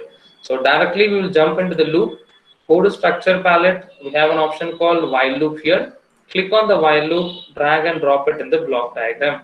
So this is how your while loop appears in the block diagram here. Okay, as it is a text-based programming language, no syntax. Okay, so you want to look the while loop properly, you can look into the slide. Okay, so this is how the while loop looks in LabVIEW here, and this while loop will exactly work like do while concept. Okay, the name it appears like while, but if you see, it exactly work like do while concept. Okay, so whatever the code you develop, first it will execute once, it checks for the condition. Okay, if the condition satisfies, it may come out of execution, or else it may continue its execution. Okay, and whatever the logics we develop inside the while loop, we will name it as sub diagram. Simple. Okay, and if you see, the while loop has two terminal. One is called iteration terminal, which is mentioned with the left hand side corner with blue colored box, and it is going to tell how much number of times your loop has been executed. And this side you have something called conditional terminal. This is a place where we are going to check the condition. And if you see, iteration terminal appears in blue color, it belongs to integer data type. I starts from 0. Okay, and if you see the conditional terminal, it appears in green color, which means whenever it receives true or false, it may terminate its execution, or else it may continue. Okay, so this is the small introduction about the while loop. So when students, you can just go very deep. Okay, as you people are very familiar with the loop and looping concept, so this is much more enough for you people. Okay, fine. So we'll directly develop a small logic. We'll see how the execution will be. Okay, and the important thing, see, this is the conditional terminal. When I right click the conditional terminal, which option is selected? Stop if true, which means whenever the conditional terminal receives a true value, automatically it will come out of execution. Okay, fine. So this is how your while loop looks. Okay, two things which you should always remember when you're going to use while loop in LabVIEW. Okay, so this indicators to check how much number of times your loop has been executed. So I can just give a name as loop iteration, and this is a place where we are going to apply the condition. Right click, create control, automatically a stop button will be created. Okay, automatically a stop button will be created. If you look here, so this is a stop button, and this is your loop iteration. Okay, this will tell you how much number of times the loop has been executed. See how we are applying a condition to the loop by using stop button, which means whenever you develop any code here, if you click on the run button, first the code will get executed, it will check for the condition. If a user doesn't press the stop button, a false value will reach the conditional terminal. This is configured as what? Stop if true, but we are passing what value? False. So it will go for next iteration. Okay. Whenever the user presses stop button, execute, check for the condition. If it receives true value, it will come out of execution. Okay. When I run this code, and the most important thing, once you started to use while loop, professors, please don't use run continuous button. You have to use only the run button. Okay. Click run. See, the program is executing. When I stop, my program has executed for around 2 crores 55 lakhs 22,000 times. Okay. So my loop is running at a very faster rate. And the most important thing is, whenever we use while loop in LabVIEW, okay, your when you start to do any program with respective to LabVIEW, right, your entire performance of the CPU will be taken by LabVIEW only, where the other applications which runs in the system does not get the CPU access. If you want to check, okay, I'll go for performance. Okay, see, around 54% of the CPU has been taken by LabVIEW now, as it is an empty while loop where we have not included any logics here. So I hope you people have received a problem like not responding wait. Okay, so which means that it doesn't get the CPU access to run the application. When it gets the access, it starts to run, or else we'll have an option to close. Okay, in the same way, in order to reduce the 100% usage of CPU, always we have to introduce a delay function whenever we use loops here. Okay, to introduce a delay function, go to timing palette. There is a option called wait ms. Okay, I'll just click and I'll put it here. Wait ms, it corresponds to millisecond. Let me give a 500 millisecond delay for each and every iteration. And now when I run the code, see, you can see the loop iteration. Your loop is running in a slow way, and you can see it is taking around only what 25% usage of CPU access. Okay, before it was taking 50, now it is taking only around 15 to 20% of your CPU access. Okay, so the concept is, in order to reduce more amount of CPU usage, always we have to use a delay function inside the while loop. Okay, so this is the basic concept and introduction about the loop. Okay, why I'm just explaining about the loop concept, because later when we try to develop all the applications, I'll be using this loop, and then I'll be using this wait ms function. So at the time you should not get a doubt why I'm keep on using this delay function. Okay, the concept is, in order to reduce the more amount of CPU performance, always we have to introduce a delay function inside the while loop. Okay, so this is the introduction about while loop in LabVIEW. Okay, so with this, the LabVIEW environment, the concept about controls and indicator, how the LabVIEW program executes, okay, how the execution differs from other programming language, and we have seen about a decision making structure called case structure and while loop. Okay, so with this, I'm going to stop the LabVIEW concept. We are moving into the hardware part now. Okay, so there are n number of things to discuss as for the given time. Okay, so this is enough, because we are going to focus on IoT part and then about hardware interfacing part. Okay, so that we can develop a real-time application.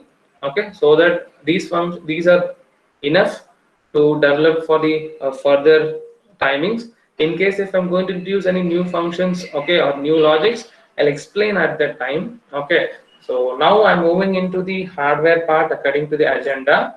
Let me know if you have any queries. Okay, so the basic concepts are over. If you have any queries, please let me know. If there is no doubt, you can just drop the comment in chat box so that I'll proceed further. If you have any queries, unmute and talk, or else you can just post your query in the chat box itself. Okay. Okay, I got an answer from Professor Payal, so no queries. What about other people? Any queries? Any queries? Clear. Okay. Thank you. I think somebody have unmuted. Okay. So if there is no query, I'll move into hardware part. Okay. Right.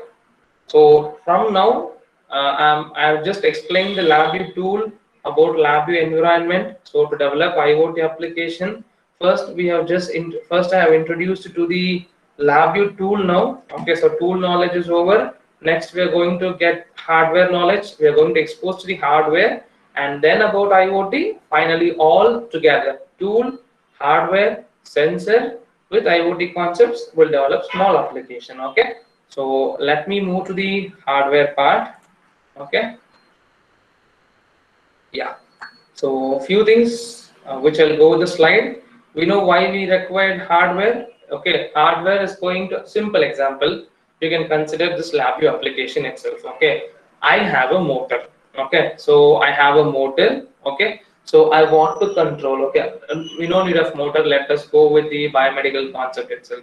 I have a temperature sensor. Okay, that temperature sensor is going to measure the patient temperature. Okay, that temperature I want to acquire, and then I need to use it for analysis. Okay, I need to use it for analysis purpose. So what I should do? So I need to get the temperature sensor information to my system for analysis purpose. So there is no codes or interface available to directly connect any temperature sensor or any other sensor with my laptop. Okay, or with your PC, right? So then what we have to do? Always we have to go for some interface. Okay, always we have to go for some interface.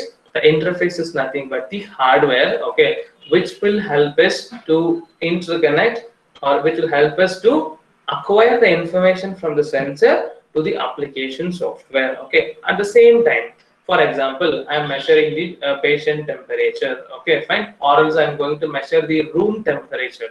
If the room temperature is high, I want to turn on the air conditioner, or I want to turn on the fan. Okay, right?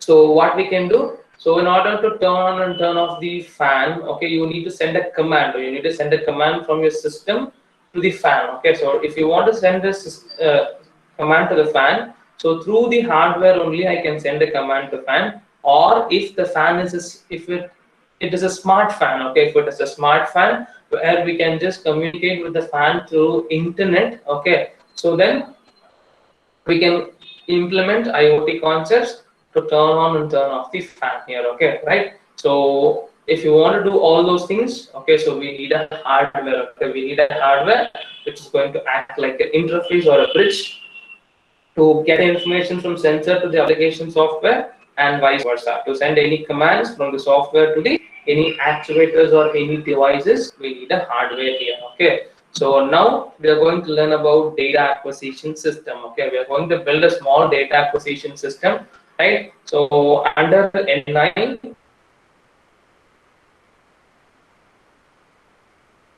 we have different families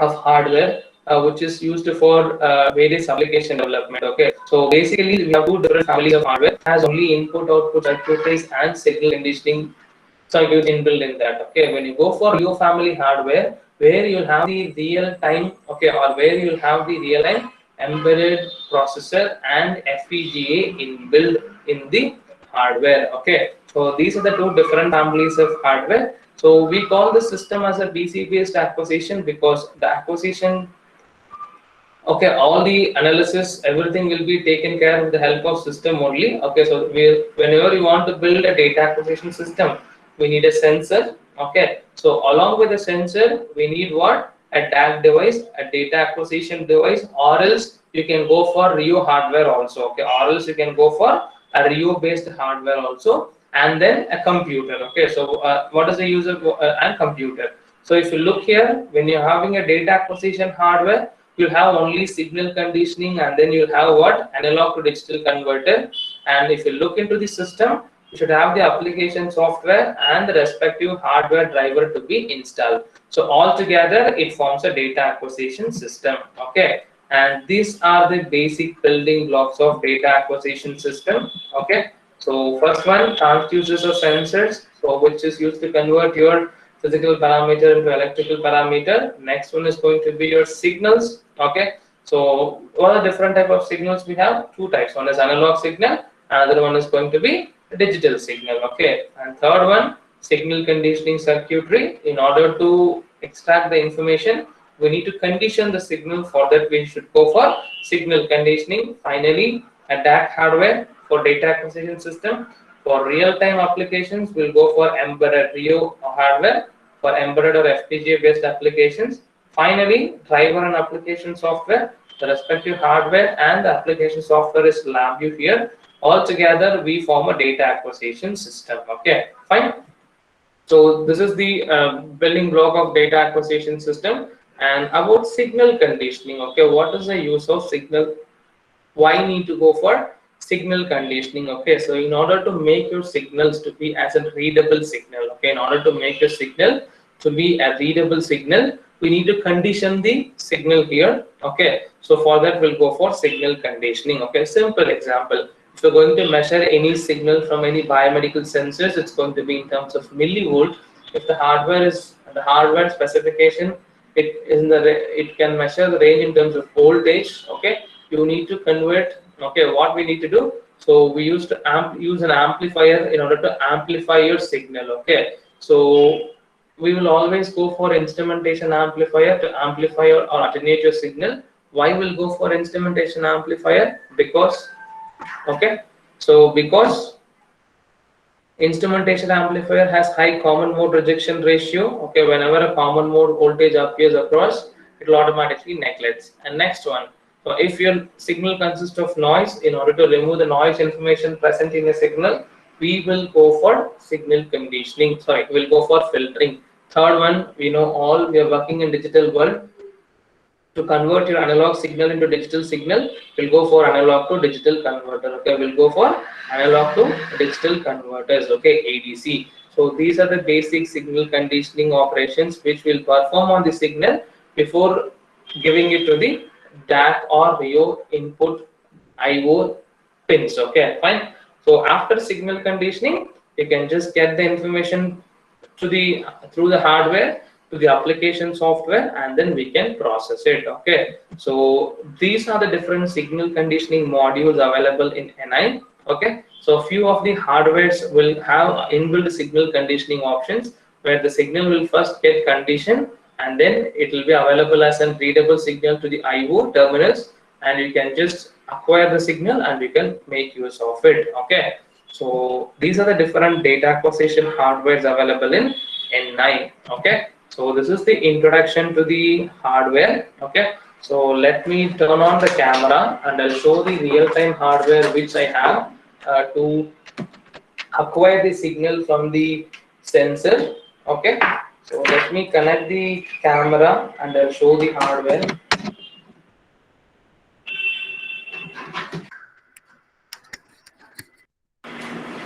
I have two families of hardware now. Okay, let me connect it. I'll turn on.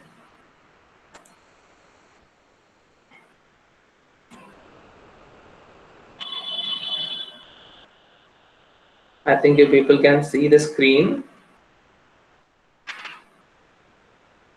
I've just turned on the camera. Okay, so this is a family of hardware called DAC family hardware, which is used for data acquisition purpose. Okay, so this data acquisition hardware has an input output circuitry. It has an ADC, it has an signal amplifier, filters. Okay, and it has an input output terminals.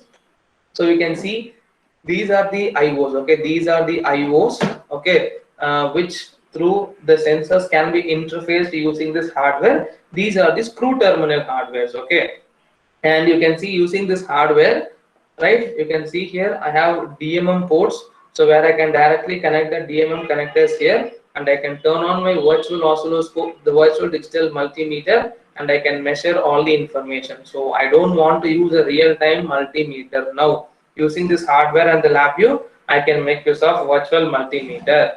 And if you look here, it has analog input terminal, it has analog output terminal, and it has a digital input output terminals. Okay, I'll just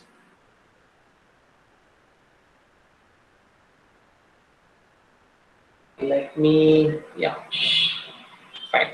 So now you can see all the pinouts, okay, here in a clear way. See, it has analog output pins, it has analog input pins, it has digital input output pins here, okay? So which means that this hardware has a capability to measure analog voltage signal, it has a capability to generate analog voltage signal, and if you have any signal in terms of digital input and output, you can make use of this DIO cards here, okay? This is one family of hardware which is used for data acquisition purpose, and you can see I have analog input and analog output. So using this I can acquire and generate audio signal also. This is one hardware which comes under DAC family, okay? So I have other DAC family hardwares which I'll show it as an image in using internet, okay? This is one family, okay? So another powerful hardware which I'm going to show here is this one, okay? So this is what we call it as RIO hardware, okay? So it stands for reconfigurable input and output. LED, you will get class because of class. Okay, now you can see. Okay, or else I just, yeah, fine. See, this is what we call as RIO. Okay, RIO stands for reconfigurable input output. You can ask the question, sir, what is the difference between that hardware and this hardware? So that hardware has only input output circuitry and should be always connected with the system, okay, so that you can read and write the signal with the hardware. But when you look in this RIO, reconfigurable input output hardware, right, it has an embedded processor inbuilt, and it has an inbuilt FPGA, okay, field programmable gate array, where you can develop FPGA based application.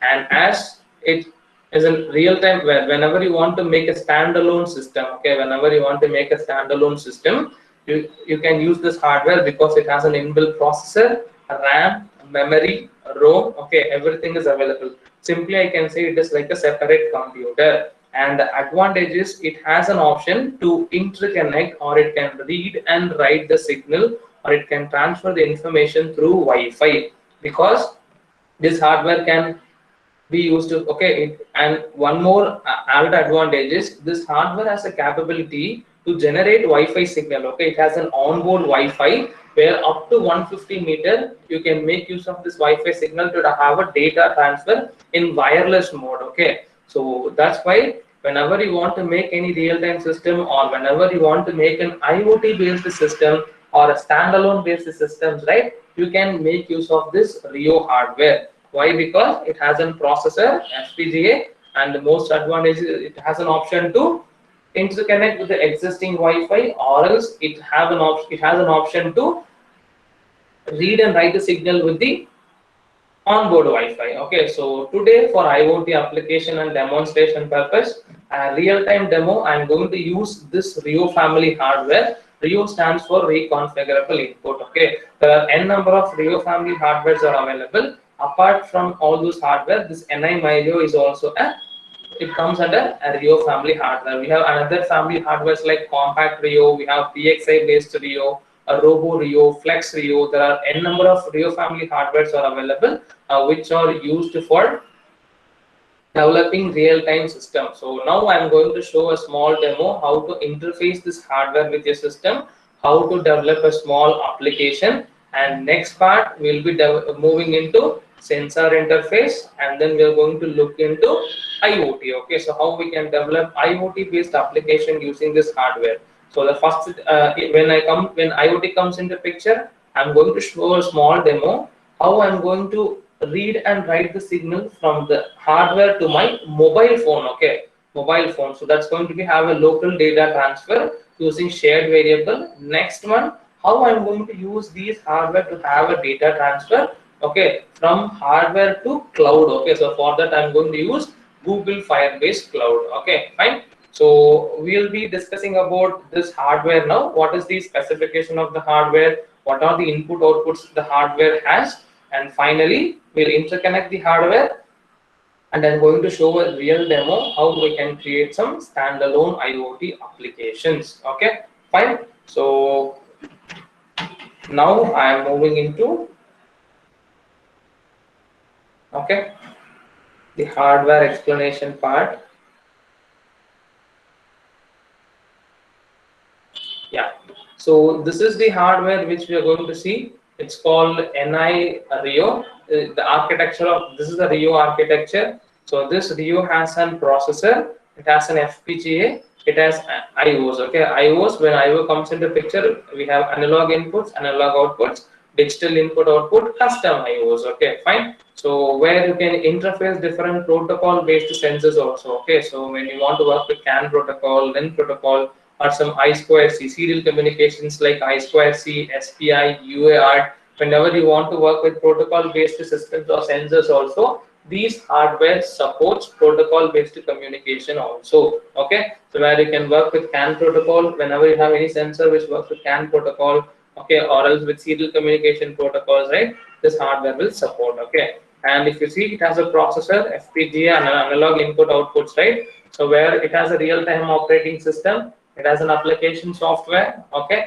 it's like a separate computer. Okay, so whenever you buy a laptop, you should install the operating system, and whatever the required software you need to develop application, all those things should be installed, right? The same way in this hardware also we need to install an operating system, and here to always we will be using Linux operating system. We will not go for general purpose operating system like Windows. Okay, because Windows corresponds to general purpose operating system where it is doing multitasking applications. Okay, whenever you want to develop any real-time application, if you want to develop any prioritized based systems, okay, so always will prefer Linux operating system, because that operating system is meant to perform only one task. But when you look for Windows applications, right, it will be keep on doing multiple tasks. Simple example, if you take our laptop and presenting an presentation, okay, I can download some software, I can listen some songs, I can just clean my system. Okay, so like that I can develop, I can do multiple functions at the same time,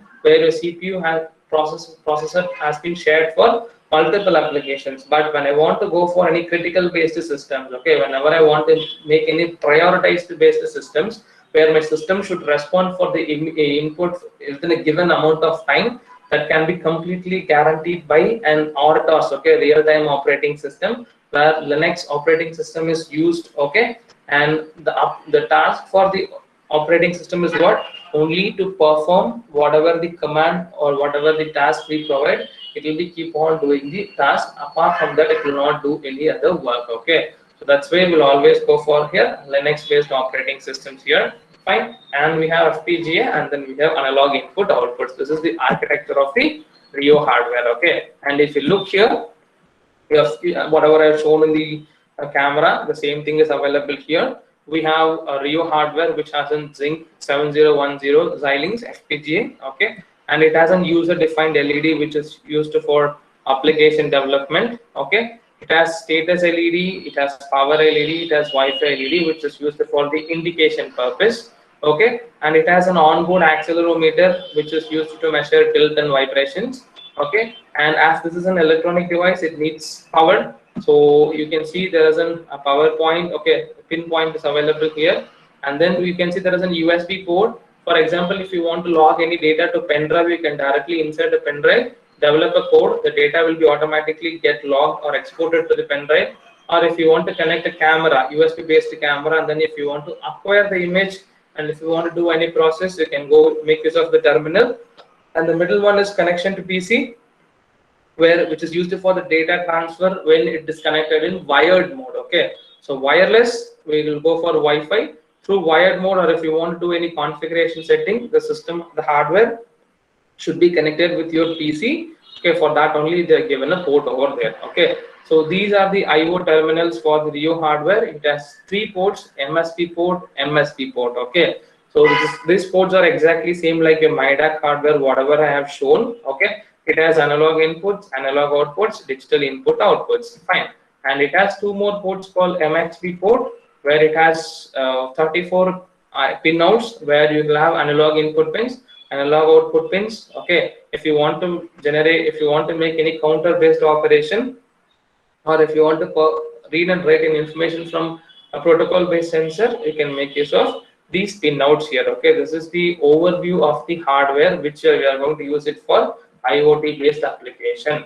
So in the next upcoming session, we are going to learn how we are going to interface the hardware with the system, and how we are going to interface the sensor, how we are going to develop an IoT based application. Okay, So next, we'll see a hardware demo, how we can connect the sensor with the hardware, how we can interface the hardware with the system, and how we can develop the logics.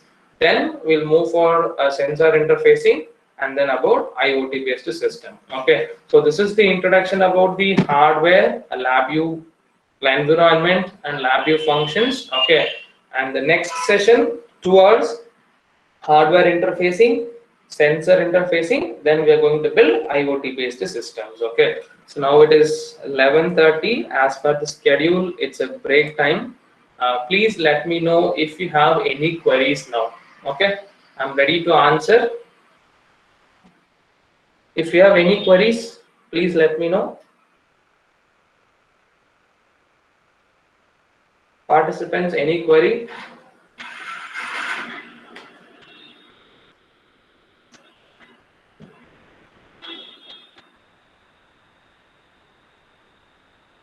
No queries. What about the other participants?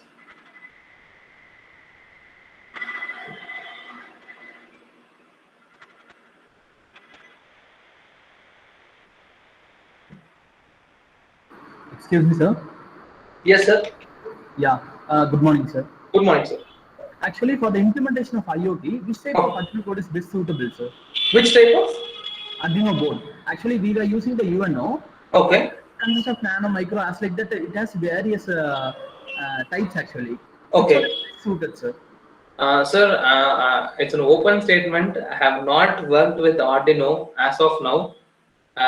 Once I completed my masters, I've just moved into this field, and I was completely working on the industry hardware. I don't have that much more knowledge on Arduino. I'll be sharing my contact details to you when the session is going to over. You can just drop a mail or message to me. I'll look and I'll get back to you. Okay. Okay, sir. Thank you. I have not that much worked on Arduino hardware. Okay, okay. No issues. Yeah, thank you, sir. Any queries?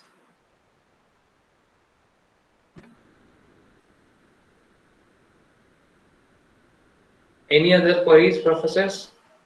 Sir, have you completed your this session? Yeah, yes, sir, it's over. Okay, so participants will meet at 11:45 for this continued session. Yeah, thank you, sir.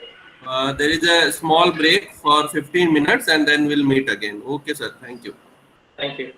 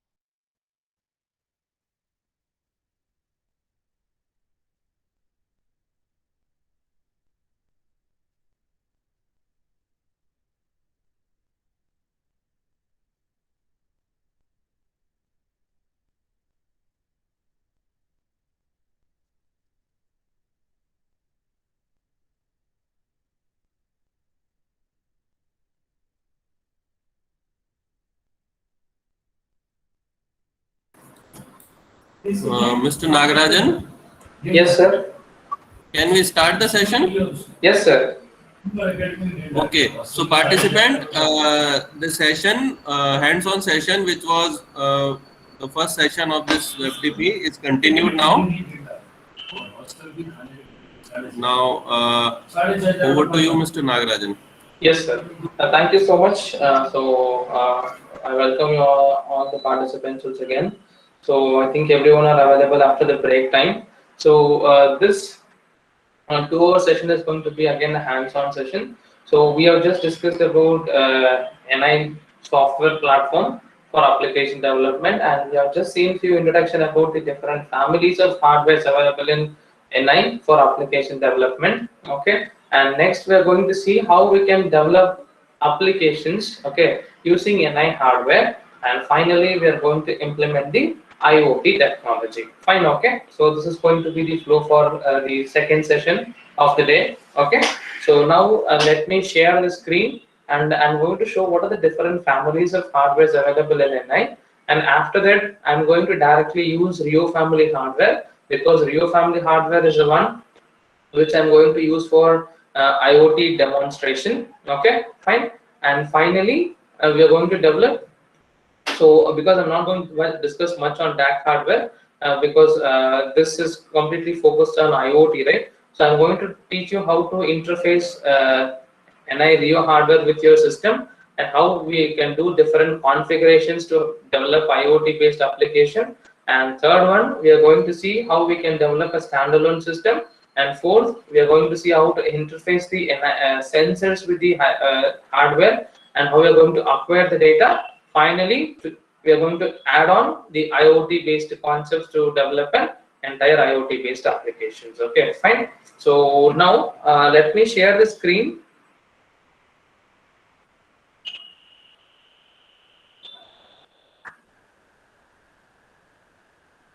Yeah, I have shared my screen now.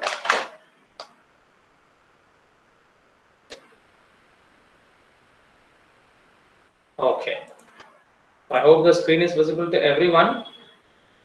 And there are different types of NI Rio NI hardwares,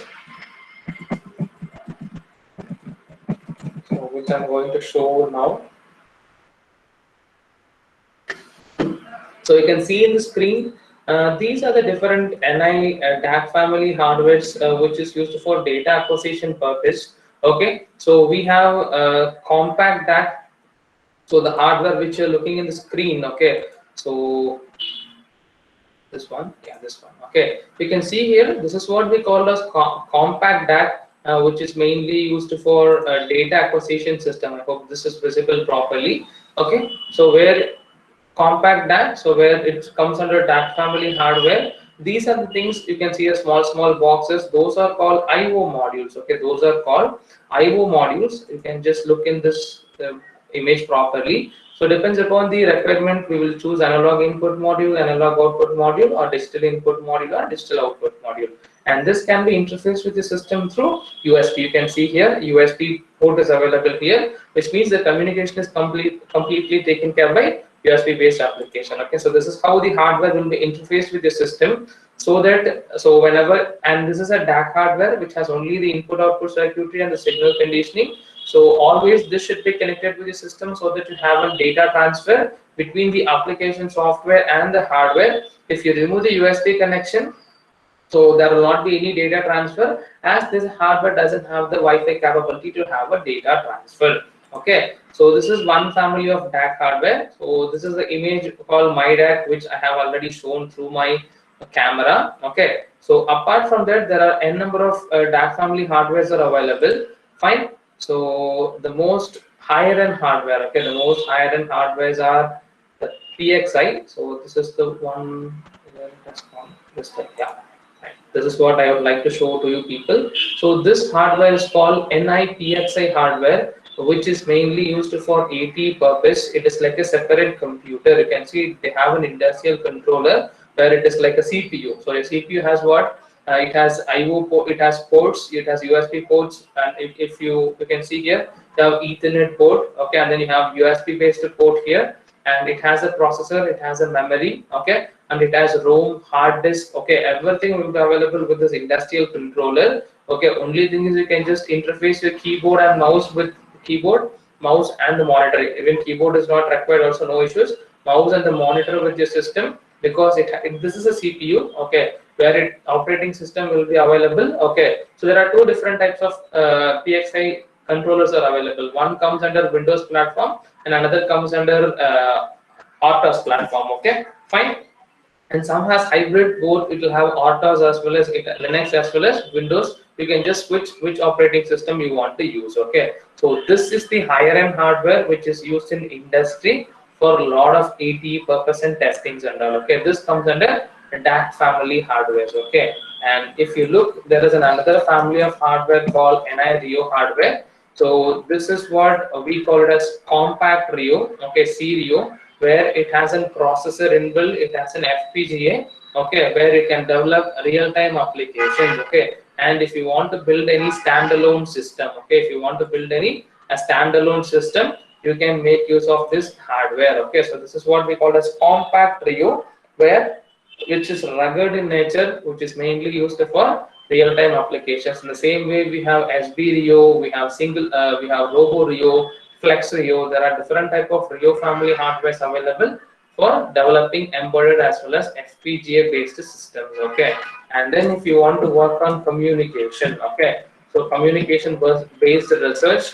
So we have USRP, where you can develop software defined radio, cognitive radio. Whenever you want to do any 5G, even it helps for a lot of 5G research. Whatever the communication based research works you want to do, okay, you can make use of these USRP based family hardwares for your communication based research works. Okay, so but we are focusing on now, as for the session given, we're focusing on IoT based applications, so using NI MyRio. Okay, so I'm going to use NI MyRio hardware for application development. Okay, so now we'll get into the Rio hardware. Fine, and already I've just shown the IO terminals of the hardware, what are the input output terminals available. Okay, and how we can interconnect the hardware with our system. So next step is what we are going to learn, how to develop logics, okay, or how to read and write the data from this device. Okay, so without further delay, we will go to the application development part. Okay, and if you people want to work with this Rio hardware, okay, so you have to install the Rio driver. Okay, so it is Rio driver. So hardly it's the entire package, it comes around 16 GB, where you have to install RT, LabVIEW software, and then LabVIEW real time, where you can develop any application based on embedded platform. And if you want to work with FPGA based system, then LabVIEW FPGA also should be installed. Okay, fine. So if you have these three software installed in a system, so then you can interconnect your MyRio or any Rio family hardware, and the add-on toolkits also should be installed, because if I'm using MyRio, the MyRio toolkit should be installed. Okay, fine. So that I can develop any embedded or FPGA based systems, and we can build IoT based application. Even with DAC hardware also, you can build an IoT based application, but you cannot have, okay, so you cannot build a standalone system. Okay, whenever you want to make a standalone system, okay, standalone system means only when the system gets power, automatically whatever the application dumped inside the processor should execute by its own. Okay, same like Arduino or microcontroller, big microcontroller. What we will do, we'll develop a logic, we'll dump into the code, we'll dump the code inside the controller, we'll provide power, we'll make the system to run. Okay, in such kind of applications, if you want to build, you can go with this Rio hardware. Okay, the first thing what you have to learn is, whenever you're going to work with the Rio hardware, okay, we need to first connect the hardware with your system. So I'm going to show a hands-on demo now. Okay, see, this Rio hardware needs power. Okay, so the first thing is I'm going to interconnect the power with the Rio hardware. You can see in the camera. So initially my hardware is now it got powered. Okay, next thing is what I need to interface the hardware with my system. Okay, so for that I'm going to use this USB based communication. Okay, I'm going to interconnect this USB with the hardware and then with my system. Okay, now the hardware is connected with my system here. And the most important thing what you have to know is, once you have using LabVIEW 2018 version, all the other drivers, okay, all the other drivers also should be on same version. If there is any mismatch of version, automatically, okay, your whenever you try to deploy, you'll get an error. Okay, so whatever the version we use, the same version should be followed for, okay, followed for the other add-on drivers also. Okay, so now if you see the hardware is connected, it is powered now. Okay, so we are not going to use the DAC hardware. Let me keep the DAC hardware apart. Okay, and this is the Rio hardware which we are going to use now. Okay, I hope the hardware is visible. It is getting powered. Next step is what? So once your Rio hardware is detected, okay, so what we need to do? We need to check whether the hardware and the software is properly connected with your system. Okay, in order to check that, you can see at the left hand side there is an option called NI Max. Okay, so it's called Measurement and Automation Explorer. This will get automatically installed when you install the LabVIEW software. Okay, fine.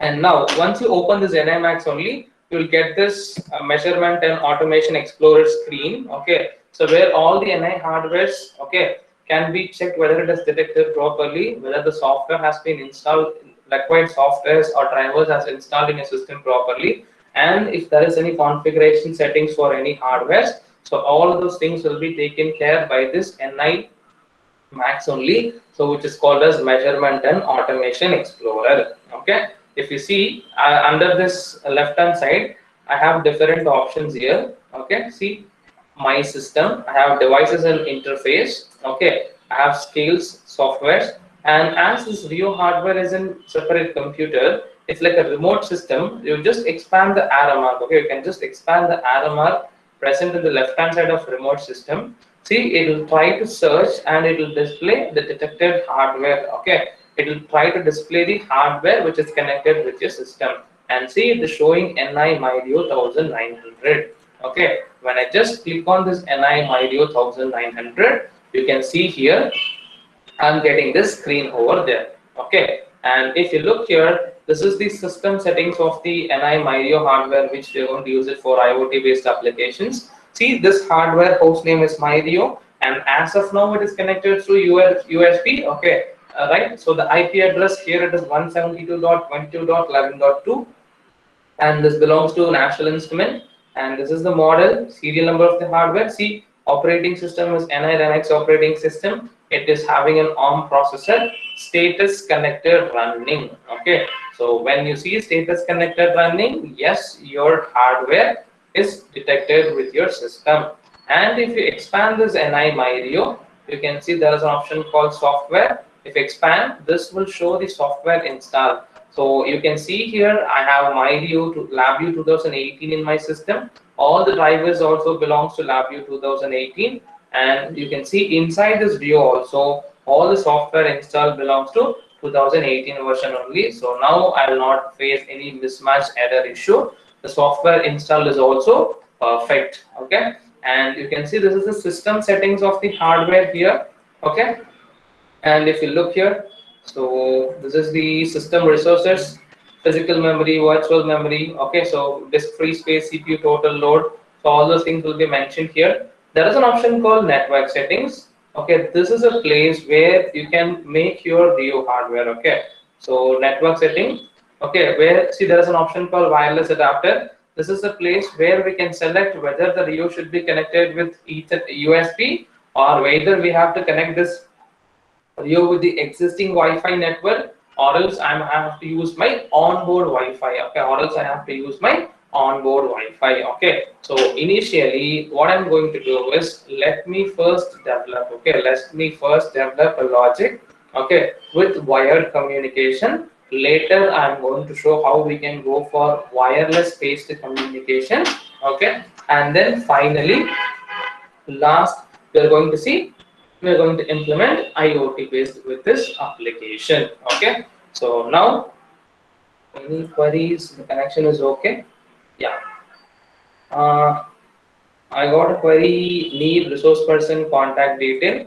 Yes sir, once the session gets over, I'll share my contact details, I'll put it in this slide. Okay, I've already kept in the slide here. So once the session gets over, so I'll put it on this slide. I'll make this to be displayed on the screen. Maybe if you want, I can just put it on the chat box also. This you can make use of it. So I just dropped my contact information. So finally, I'll just display my contact information in the screen. You can just take a picture. Okay, fine. So I'll move to the hardware part. Yeah.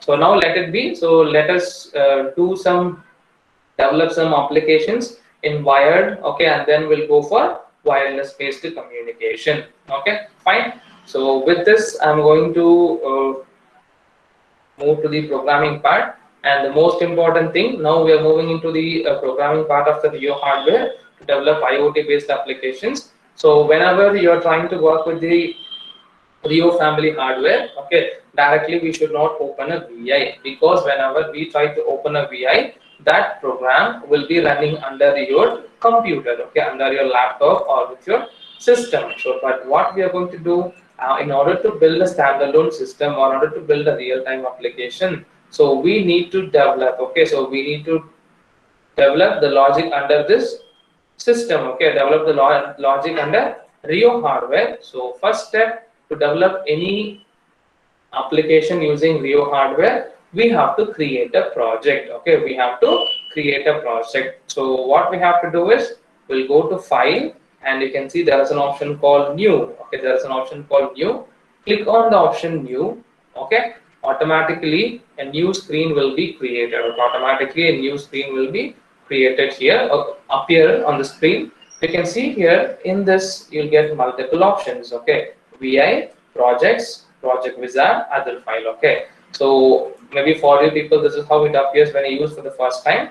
Expand the project, there is an option called empty project. Okay, there is an option called empty project. Okay, so once you select this empty project, and if you select OK, okay, and if you select OK, a new project will be created. Okay, a new project will be created. Now you can see here, this is the project window. Okay, this is the project window which will appear when you select that empty project. Okay, and after, once you select this, we got a project. Under this project, you can see I have my computer. Okay, but what is the next step? We need to add our target device. Okay, so my computer is available, so but we are going to develop the logic under this Rio hardware. So what we need to do, we need to first add the target device to the project. Okay, we need to add the target device to the project here. Okay, so in order to add the target device to the project, simple, expand the project. Okay, new, there is an option called target and devices. Okay, there is an option called target and devices. When you select this option called target and devices, automatically you'll get another pop-up. Okay, automatically will get another pop-up. So in this, you can see I have an option called different Rio family hardwares will appear here, but now we are working on which family hardware? Rio family hardware. Okay, so expand my Rio. Okay, expand my Rio. So, and it will check and it will display the detected hardware under this figure. Okay, right. So now select this NI my Rio. Once you select this NI my Rio, there is an option called OK. Okay, once you select this OK, automatically a new hard target will be added under your project. Okay, so initially it takes some time. See, it is discovering the device.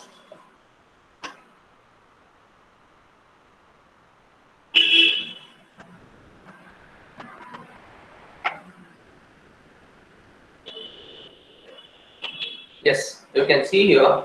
So now the target is added. As I said, it has both FPGA and the processor, right?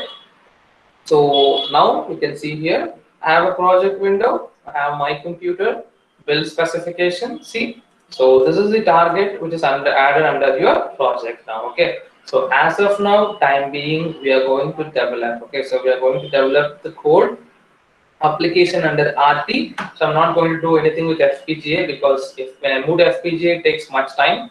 So as that is not our requirement for the given FTP, so we are going to develop the code under RT, okay, embedded processor to develop an IoT based applications. Okay, so now you can see here, so we have created a project, we have added a target. Okay, next thing is what we need to develop the application. In order to develop the application, we have to add the VA, or we have to create a VI now. Okay, to create a VI, right click on the MyView. Okay, there is an option called new, and you can select VI. Okay, you can select VI. Now a new VI is automatically created, and that is added under your target device. Okay, so it's getting loaded. Yeah, now you can see a new VI is added. It is named as untitled 4 as we have not saved it. So it is under your MyRio. Okay, so your project is added, target is added, next your device is also, the VI is also added. See, untitled project 1, it is under NI MyRio. Okay, fine. So we have just created the VI now. Next step is what we need to develop the logics. Okay, in order to interface the sensor, or in order to develop the application using this MyRio hardware. Okay, so as of now, before interfacing, okay, as of now, before interfacing the biomedical sensor, so let us use some onboard devices. Okay, this MyRio hardware has a user LED. Okay, and it has an onboard accelerometer. Okay, so we'll see how we can access those hardware, okay, access those onboard sensor, and then we'll see how we can interface the biomedical sensor and how we can get the data. Okay, how we can get the data. Fine. So we have actually different biomedical sensors like ECG sensor, blood pressure sensor. If I want to work with the ECG sensor and the blood pressure sensor and all, I need a subject or even another person help, so that I can just keep the sensor on the respective place the sensor on the respective person, and I can acquire the data. As because of pandemic, okay, so we are not allowed to sit with the other people together. So I have few sensors which I can handle by myself own. Okay, so I'll be using those type of sensors for me to get the data from the sensors. Okay, so I cannot show now like ECG or and blood pressure sensor right now because I need a subject for that. I hope you people can understand the situation as the cases are increasing more. So we are not allowed to sit with the people. Okay, so I'm going to use another sensor called hand dynamometer, which is a biomedical sensor used to measure the grip strength and the muscle strength of the patient. Okay, so that I can work by I can handle by myself. So I'm going to show how to interface those type of sensors, and then how to push that data to the cloud. Okay, or else if you want, I can simulate some ECG waveforms in my system itself. And if you want to make a telemedicine applications, okay, where the doctor want to monitor the patient's information through internet, or if you want to share it, let me develop a small application which will help us to determine the heart rate of a patient. Okay, if that heart rate should be sent to the doctor. Okay, or if the doctor wants to monitor those information by using IoT as a medium, we'll just implement the IoT logic. We'll push the data to cloud so that he can develop a logic to read the data from cloud over there. Okay, that is also possible. Maybe I can show that also. Fine. Okay, so now as of now, we are going to use the onboard device initially. Okay, so if you look in the camera, okay, so if you look in this MyView hardware, you can see it has 4 onboard user LEDs. Okay, you can see here it has LED 0, LED 1, LED 2, LED 3. Okay, and then it has a push button. Okay, at this end you can see, I can just show like this. You can see there is a push button, and finally here we have an onboard accelerometer. Okay, so we can make use of these onboard devices to develop small application. Then I'm going to interface the sensor, and we are going to acquire the information from the sensor. Okay, and finally we'll push it to the cloud here. Okay, fine. So the camera is on. So let me use the onboard devices now. Okay, so I'm going to show how to create standalone system. Then through wireless using internet as a medium, how we are going to read and write the data through internet with IoT concepts. Okay, first with wired, and then we'll go for wireless mode. So first thing To run my program continuously, you people already know we have to use what? While loop. Okay, first step is what? To run this process in a repetitive manner, I'm going to use a loop here. Okay, done. And next step, to turn on and turn off the LED. Okay, so to turn on and turn off the LED, you can see here in my Rio itself, I have a button. Okay, in my Rio itself, I have a button and then I have an LED. So when I press the button in my Rio, automatically I want the LEDs to get turned on and turned off. Okay. So in order to turn on and turn off the LED through the button, I'll have to use some functions here. So once your Rio driver is installed, okay, so to work with the Rio hardware, you need to install the respective drivers. Okay, so once your Rio driver is installed, fine, and you can see here I have an option called My Rio. Okay, I have an option called My Rio in My Rio. Okay, so if you look here, you can see there is an option called LED. Okay, there is an option called LED. I'll just click on the LED. I'll just put it in the block diagram. Okay, I just put it in the block diagram inside the loop. So automatically you'll get a pop-up. Okay, so we know our Myrio hardware has 4 user LED. So whichever LED you want, you can make use of it. Okay, let me use LED 2. Okay, so I can use only LED 2. If you want to give a name also, you can just give a name here. So LED status. Okay, and then if you provide OK, so that second LED, okay, LED 2 is configured. Okay, we have configured the LED 2, right? And if you see, an LED corresponds to which data, it has only 2 possible value, on and off. So that LED status name is also appearing green in color, which means you have to give a Boolean data, which means you have to give only Boolean data. Then we are going to use button. Okay, then we are going to use what? Button. Okay, so right click, again go to My Rio palette. Once you go to My Rio palette, there is an option called button. Place it here. Okay, and they have just shown this is the place where we have the button in the My Rio hardware. Okay, I want to provide OK now.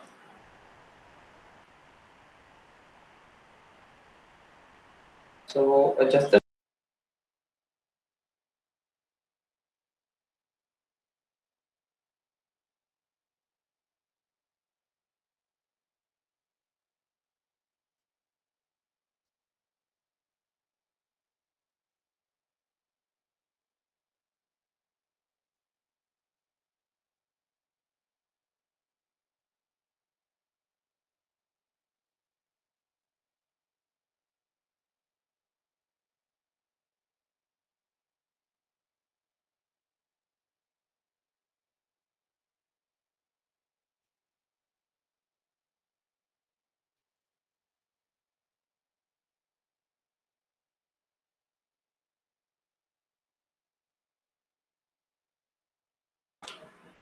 sorry for the interruption. So now we'll get back to the logic, right? So we have a button, and you can see here the button and the LED is connected now. So now your program is ready. Okay, so as you know, whenever you're going to work with any embedded based application, hello, I think someone has unmuted. Sir, kindly please mute your system. Yeah, thank you. I'll just, yeah.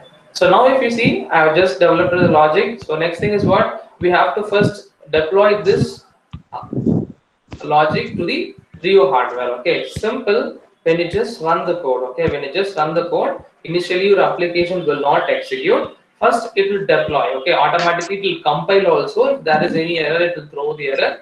Okay, see, it is deploying the logic and it will ask you to save your VI. Just give save. Okay, it will ask you to save your project and your VI. See, it is asking to save now. So this will be, sir, kindly unmute your system, please. Rio demo, okay, and see, it's getting deployed. Yeah, once your code is deployed, your program will automatically start to run if there is no error in your code. Okay, And if you see here, I don't have anything apart from the start button because the button is present in the Rio hardware. Okay, the button is not in the front panel; it is present in the Rio hardware. So please kindly mute your system. Yeah, thank you.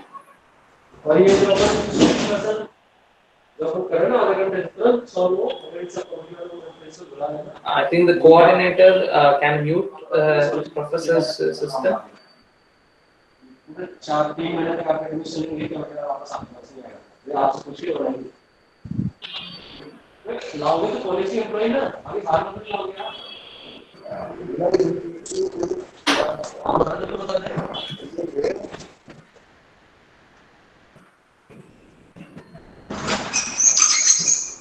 Suresh Sahu, sir.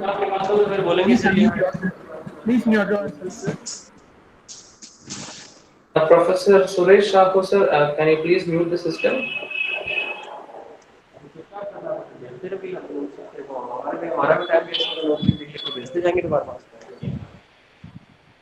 I think the coordinator has an option to mute the participant's system. I think so.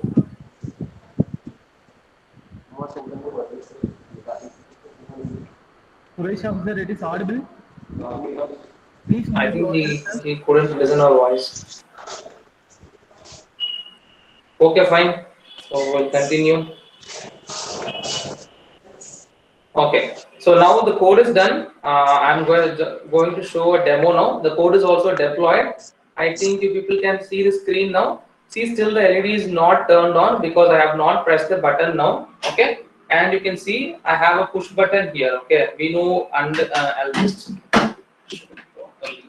okay. You can see here I have a button here. Okay, so I'm going to press the button so that the LED 2 will get turned on.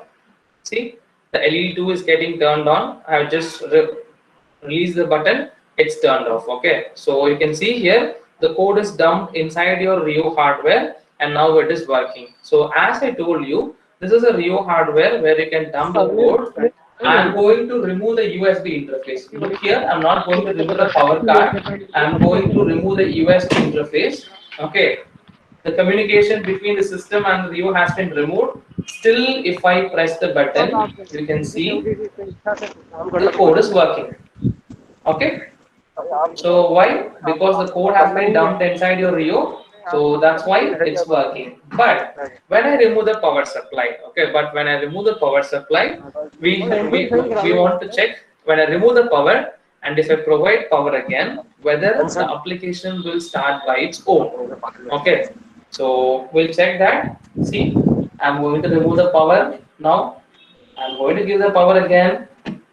It's getting powered, and now if I press the button, we have to see whether the LED is getting turned on or turned on. See, it is like a system. How a system will get booted whenever you turn on, right? Turn on a laptop or your PC. In the same way, here also it will get booted. Now, see if I press the button. Okay.